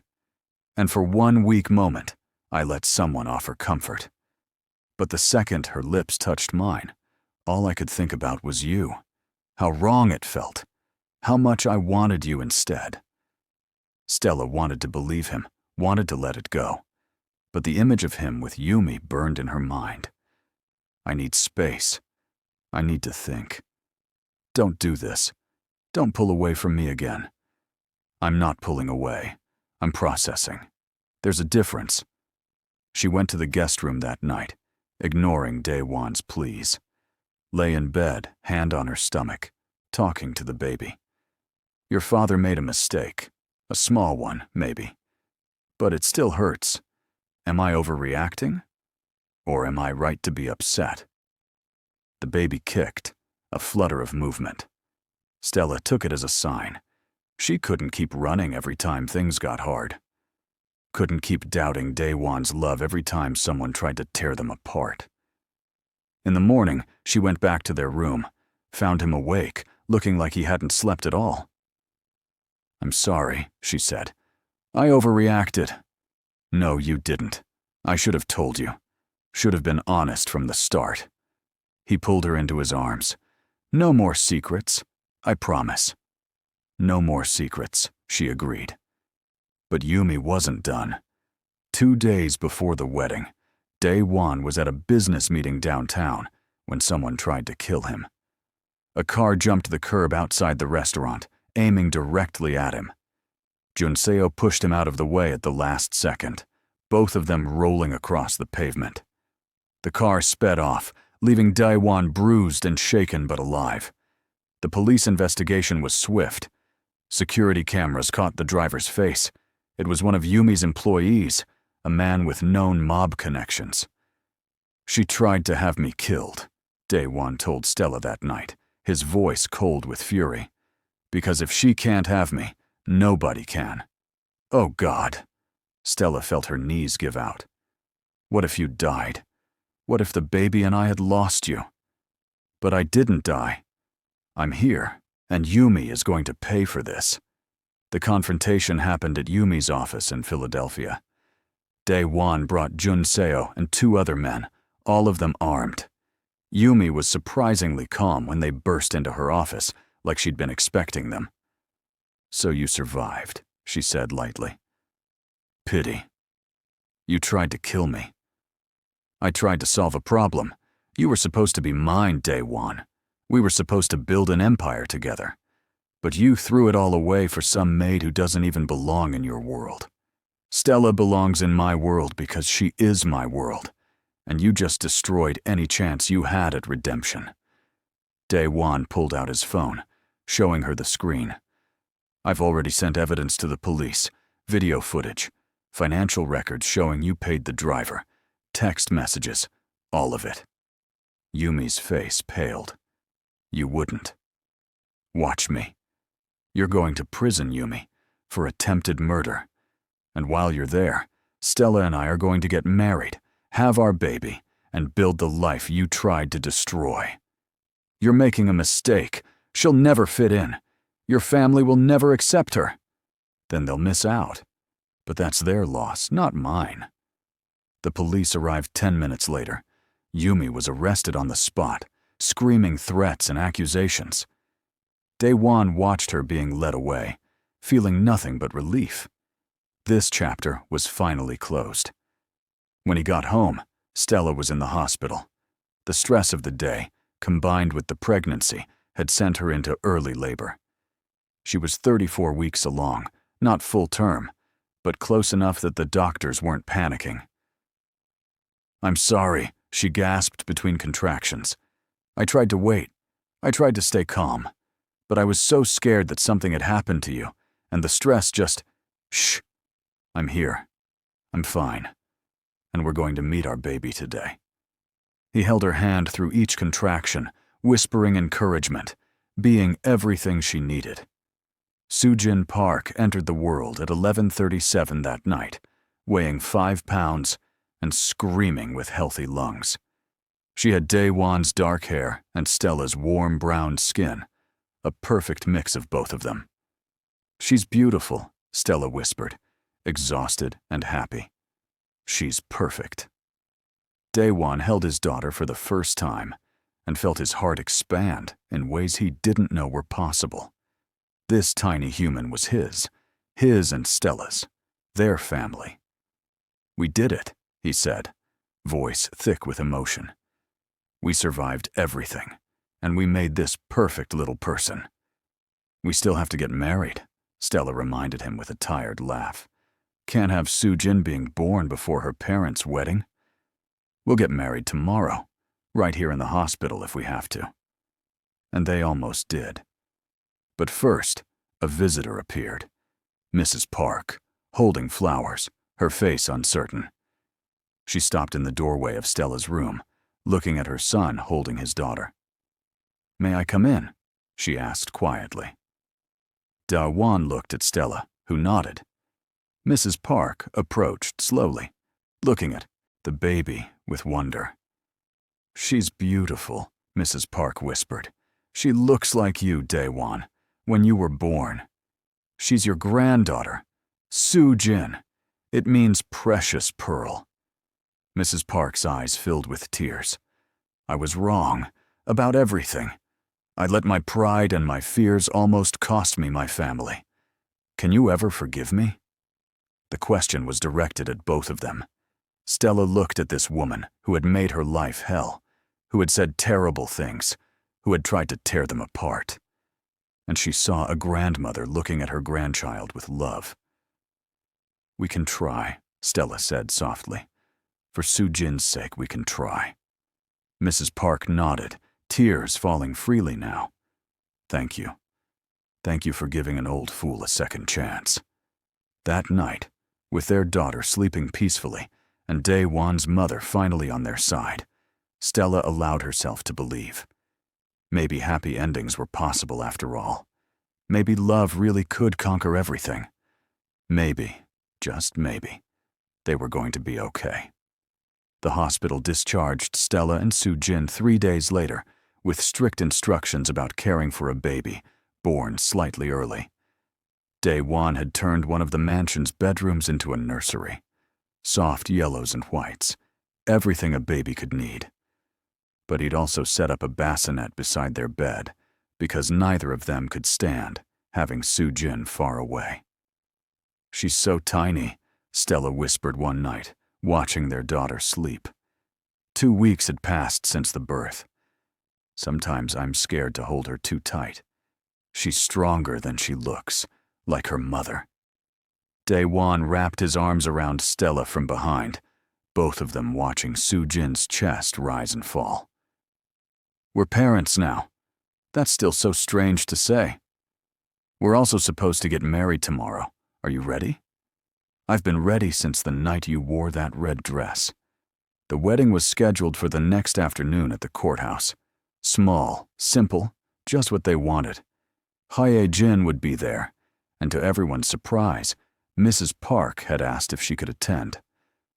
Your mother wants to come, Stella had told Daewon when the request came. After everything she said and did, now she wants to watch us get married. Do you want her there? I don't know. Part of me wants to say no, to make her feel what we felt when she rejected us. But another part thinks maybe this is how we heal, by letting her in now that she's trying. They'd agreed to let Mrs. Park come, and watching her hold Sujin with such gentle care had softened some of Stella's anger. Not all of it, but enough to start building bridges. The morning of the wedding, Stella woke to Sujin crying. She was getting better at distinguishing the different cries: hungry, tired, needing a diaper change. This was hunger. She picked up her daughter, settling into the nursing chair by the window. Big day today, little one, she whispered, as Sujin latched on. Your parents are getting married, making everything official. You'll be there, all dressed up in that pretty white outfit Aunt Hijin bought. Daewon appeared in the doorway, already showered and half-dressed in his wedding suit. My 2 favorite people. How'd I get so lucky? You had to fight for it. We both did. Stella smiled at him. No regrets? Not a single one. The courthouse ceremony was perfect in its simplicity. Stella wore a cream dress that flowed around her still-healing body. Daewon looked handsome in his dark suit. Hijin held Sujin, who slept through the entire ceremony, and Mrs. Park stood in the back, crying quietly. Do you, Daewon Park, take Stella Nalongo to be your lawfully wedded wife? I do, absolutely, without question. Yes. He was supposed to just say, I do, but nobody minded the extra emphasis.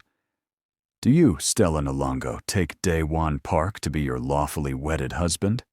Stella looked at the man who'd fought his family for her, who'd searched for her when she ran, who held their daughter like she was made of glass.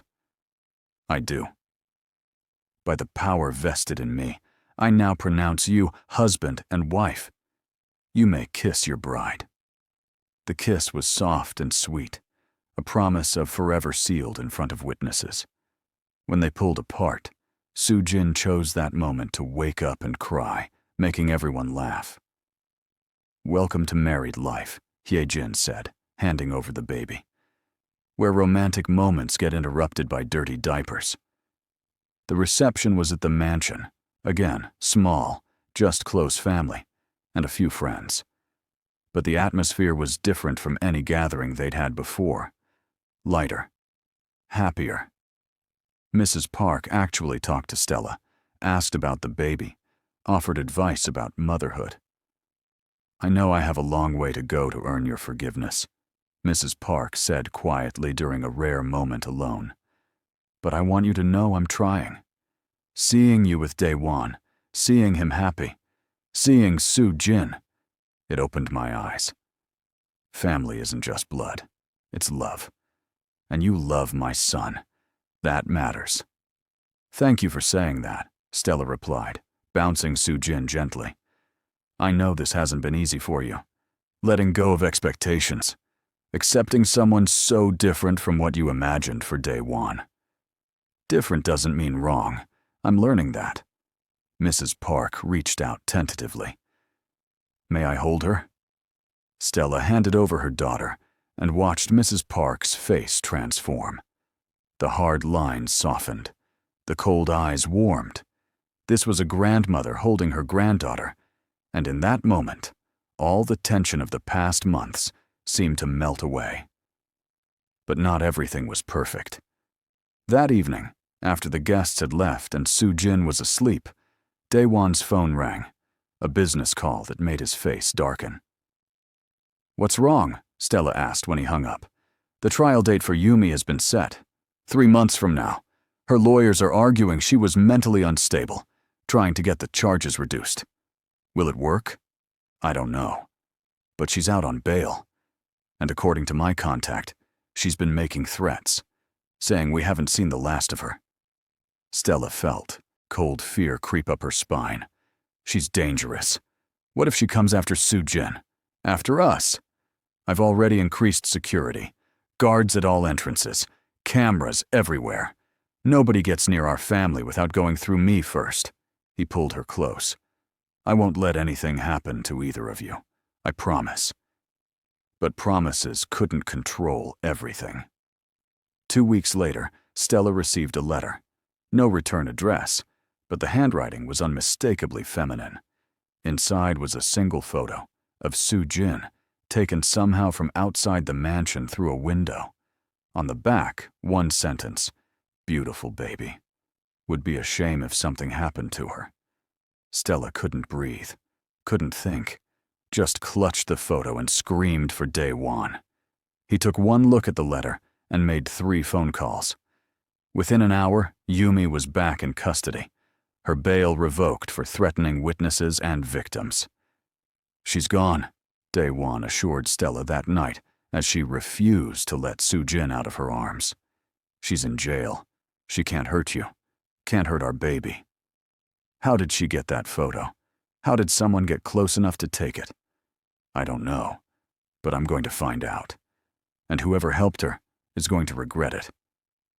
The investigation revealed one of the household staff had been bribed, a young man who cleaned the grounds, who'd seemed so harmless. He was fired immediately, and charges were pressed. But the damage was done. Stella couldn't relax anymore. Every sound made her jump. Every shadow seemed threatening. I can't live like this, she told Hijin one afternoon. They were in the nursery, Sujin playing on a mat while Stella watched her like a hawk. I'm terrified all the time. Terrified someone will hurt her. Yumi is locked up. The trial is in 2 months, and she's going away for a long time. What if she has more people working for her? What if there are others we don't know about? Then we deal with them. But Stella, you can't let fear control you. Sujin needs a mother who's present, not paralyzed by what-ifs. Easier said than done. But slowly, with therapy and medication for her anxiety, Stella started to heal. Started to trust the security measures Daewon had put in place. Started to believe they might actually be safe. Meanwhile, another complication arose from an unexpected quarter. Stella's mother called one evening, her voice urgent. Your brother needs surgery, she said in Luganda, speaking fast. His appendix. But we don't have the money. The hospital wants payment up front. How much? The amount was staggering by Ugandan standards, but manageable for Stella now. She immediately said she'd send it, not even thinking twice. But when she told Daewon, he surprised her. I'll cover it. All of it. Consider it a wedding gift to your family. That's too much. You've already done so much. They're my family now, too. Your brother needs help. We help him. That's what families do. The gesture touched Stella deeply. When her mother called back to confirm the money had arrived, she asked to speak to Daewon directly. "Thank you," Stella's mother said in heavily accented English. "Thank you for taking care of my daughter, for loving her, for being a good man." "It's my honor to love her," Daewon replied, "and I hope someday we can meet in person. I want to thank you for raising such an incredible woman." After the call, Stella cried happy tears for the first time in weeks. "You didn't have to do that. Talk to my mother, pay for my brother's surgery."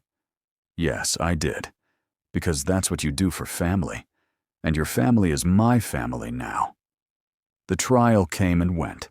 Yumi was convicted on multiple charges: attempted murder, making threats, bribery. She was sentenced to 15 years with the possibility of parole after 10. The day the verdict came down, Stella felt a weight lift from her shoulders. "It's over," she whispered to Daewon that night. "She's really gone. We're really safe." "We're safe," he agreed, holding both her and Sujin. "And we're going to build the most amazing life. For all of us." Sujin was 6 months old when Mrs. Park made an unexpected announcement. "I'm moving to Baltimore, permanently. I want to be close to my granddaughter." The news was both wonderful and terrifying.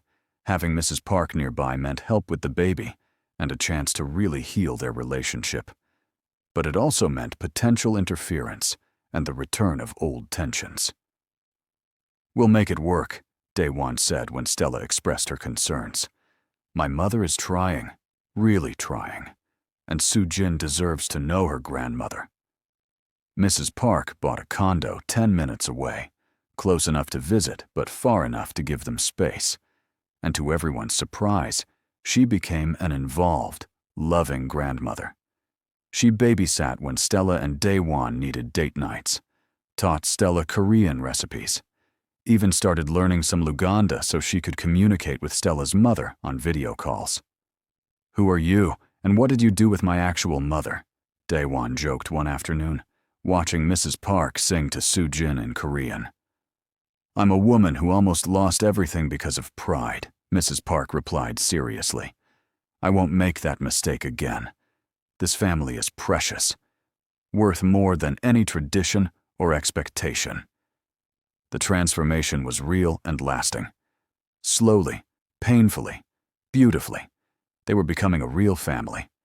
Not perfect, but real. With history and hurt, but also hope and healing.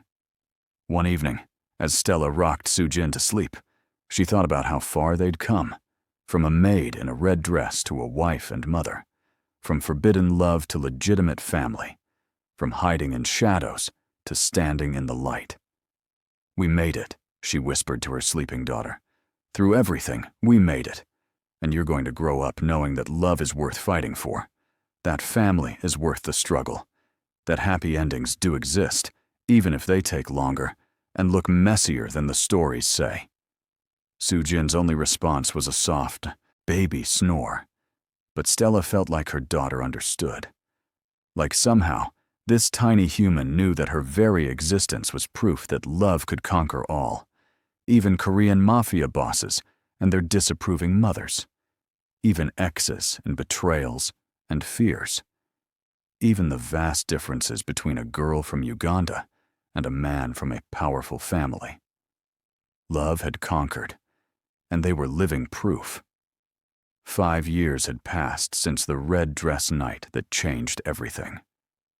Stella stood in front of the bathroom mirror in their Washington, D.C. hotel suite, adjusting her wedding dress for the second time. Yes, the second time. Because while they'd gotten married legally at the courthouse 5 years ago, today was their real wedding. The one with both families present. The celebration they'd never gotten to have. "You look beautiful," Hijin said from the doorway. "Ready? Nervous? Is that normal when you've already been married to someone for 5 years? Considering what you've both been through?" completely normal. Hijin moved into the room, helping with the final touches. My mother is downstairs crying already, happy tears for once. Stella smiled. Mrs. Park had become an unexpected blessing. After that first rocky year, their relationship had deepened into genuine affection. The older woman had been there for Sujin's first steps, first words, every milestone. And when Stella had given birth to their son, Tae-jin, 2 years ago, Mrs. Park had moved into the mansion for 2 weeks to help. "And my mother?" Stella asked. "Is she okay?" "Your entire family is here, and they're overwhelming my brother with love. Your mother keeps hugging him and blessing him in Luganda. It's adorable." Getting Stella's family to America had been a 2-year process, but Daewon had made it happen. Visas for everyone. Her mother, her 3 younger siblings, her aunt. Plane tickets, hotel rooms, everything. Because this wedding was about bringing 2 families together, not just 2 people. "I should check on Sujin," Stella said, suddenly nervous. "Make sure she's ready. And Tae-jin, is someone watching him? You know how he gets into everything." "Sujin is with your sister, looking like a perfect little princess. And Tae-jin is with Uncle Jin-ho, probably being spoiled rotten. Everything is under control." Hyo-jin took Stella's hands. "Just breathe. Enjoy this. You've earned it." The venue was perfect. A historic building with high ceilings and large windows overlooking the city. The decoration was a beautiful blend of Korean and Ugandan traditions, red and gold silk alongside bright African prints, traditional drums next to string instruments, 2 cultures celebrating together. Stella walked down the aisle to a mix of Korean and Ugandan music, her mother on one side and Uncle Jin-ho on the other, a compromise that represented both families. At the end of the aisle stood Daewon, looking devastatingly handsome in his traditional Korean wedding attire. Beside him stood their 2 children. Sujin, now 5 years old, took her flower girl duties very seriously. Tae-jin, only 2, kept waving at people in the crowd. When Stella reached the altar, Daewon took her hands, and she saw tears in his eyes. "We're really doing this," he whispered. "Again," she whispered back with a smile. The ceremony was bilingual, with parts in English, Korean, and Luganda. They'd written their own vows this time, wanting to express everything they'd learned in 5 years of marriage. Daewon spoke first, his voice steady despite the emotion. "Stella, 5 years ago I married you in a courthouse because I couldn't wait another day to call you my wife. Today, I marry you again in front of everyone we love because I want the world to witness how proud I am to be yours. You've taught me that love isn't about finding someone from the right background or the right family. It's about finding someone who makes you want to be better. Someone who sees your flaws and loves you anyway. Someone who fights for you, even when you don't deserve it." He paused, looking at their children. "You gave me Sujin and Tae-jin. You gave me a family I didn't know I needed. You challenged my mother and somehow turned her into your biggest supporter. You learned Korean, even though it's the hardest language in the world. You let me learn Luganda, even though I'm terrible at it. You took a chance on a man whose world was complicated and dangerous, and you didn't run when things got hard." His voice cracked. "Well, you ran once, but you came back. And I promise you, for the rest of my life, I'll make sure you never want to run again. I'll make sure every day you know how loved you are, how valued, how essential you are to everything good in my life.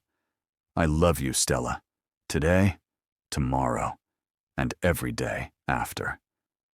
There wasn't a dry eye in the building. Stella's mother was weeping openly. Mrs. Park was dabbing at her eyes with a handkerchief. Then it was Stella's turn. She took a shaky breath. "Daewon, when I walked into your mansion 5 years ago as a maid, I never imagined this would be my life. I was just trying to make enough money to help my family back home. I wasn't looking for love. I definitely wasn't looking for a Korean mafia boss who would turn my world upside down. Laughter rippled through the crowd. Daewon smiled. But you saw me. Really saw me. Not just the maid in the background, but me. Stella.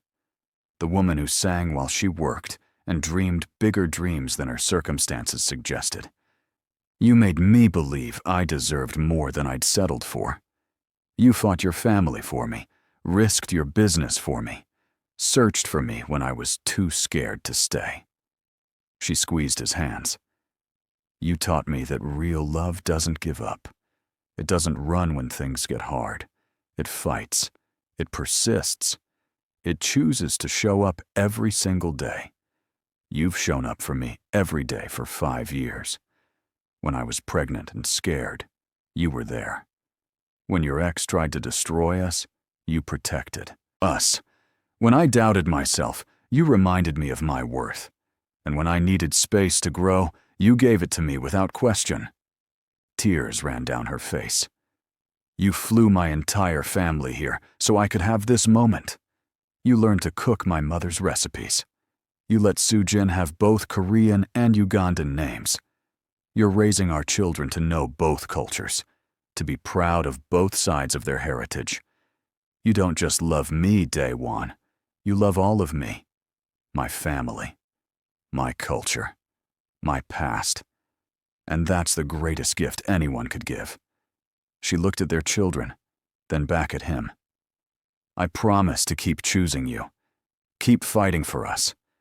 Keep building this beautiful, complicated, multicultural family we've created. I love you. In Korean, in Luganda, in English. I love you in every language that exists, and some that don't. The officiant had to wait for people to stop crying before continuing. When they finally exchanged rings, new ones, with inscriptions in both Korean and Luganda, the whole room erupted in applause. I now pronounce you, again, husband and wife. You may kiss your bride. Again. The kiss was deep and long and absolutely inappropriate for a ceremony with children present. Sujin made a disgusted face. Taejin clapped. The crowd cheered. The reception was everything they'd wanted. Tables full of food from both cultures. Korean bulgogi next to Ugandan matoke, kimchi beside groundnut sauce. 2 cakes, one traditional white wedding cake, one rich Ugandan fruit cake. Music that had people doing Korean fan dances 1 minute and African dances the next. Daewon's speech came during dinner. He stood, microphone in hand, looking around at the gathered families. I want to thank everyone for coming today. I know for some of you, this was a long journey. Stella's family traveled over 7,000 miles to be here. And I know my own family had their own journey, not in distance, but in acceptance. He looked at his mother, who smiled through tears. My mother taught me about honor and tradition. She raised me to value family above all else. But she also taught me something she didn't intend, that sometimes the greatest honor is in choosing love over expectation, in expanding your definition of family rather than limiting it. Mrs. Park stood and walked to the microphone. She took it from Daewon, surprising everyone. I need to say something. 5 years ago I was wrong, about everything. I judged Stella based on where she came from instead of who she was. I cared more about appearances than my son's happiness. I almost destroyed the best thing that ever happened to him. She turned to Stella. You have been patient with an old woman's stubbornness. You've let me be a grandmother even when I didn't deserve it. You've taught me that love doesn't see color, or class, or country. It just sees hearts, and your heart is beautiful. Thank you for loving my son. Thank you for giving me grandchildren. Thank you for showing me what family really means.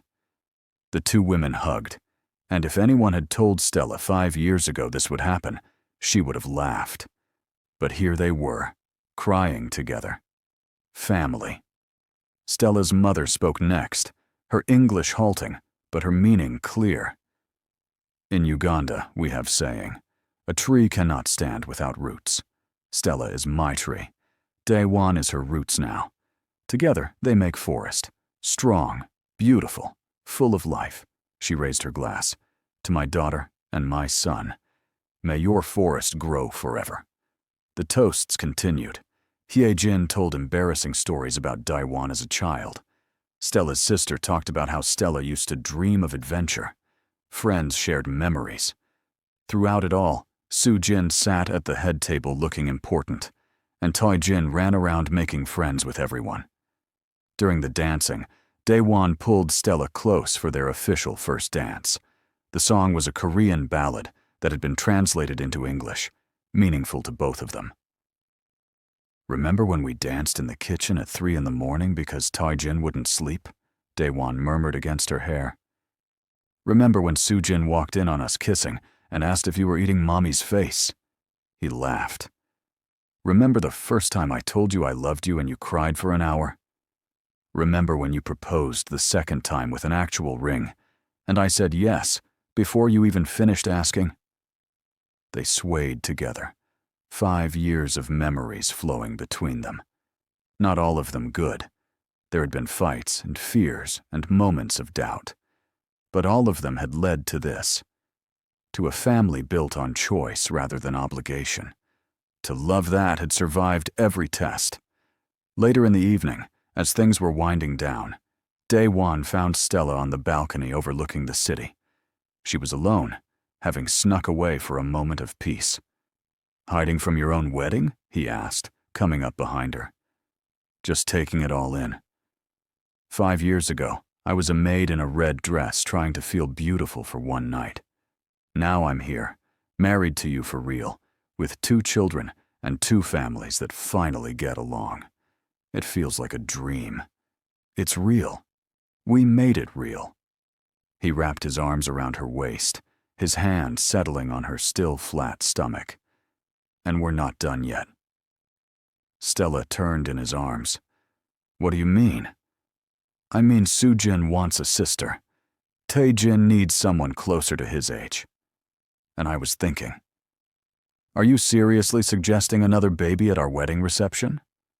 I'm saying I want everything with you. More babies, more memories, more years of figuring this out together. He kissed her softly. What do you say?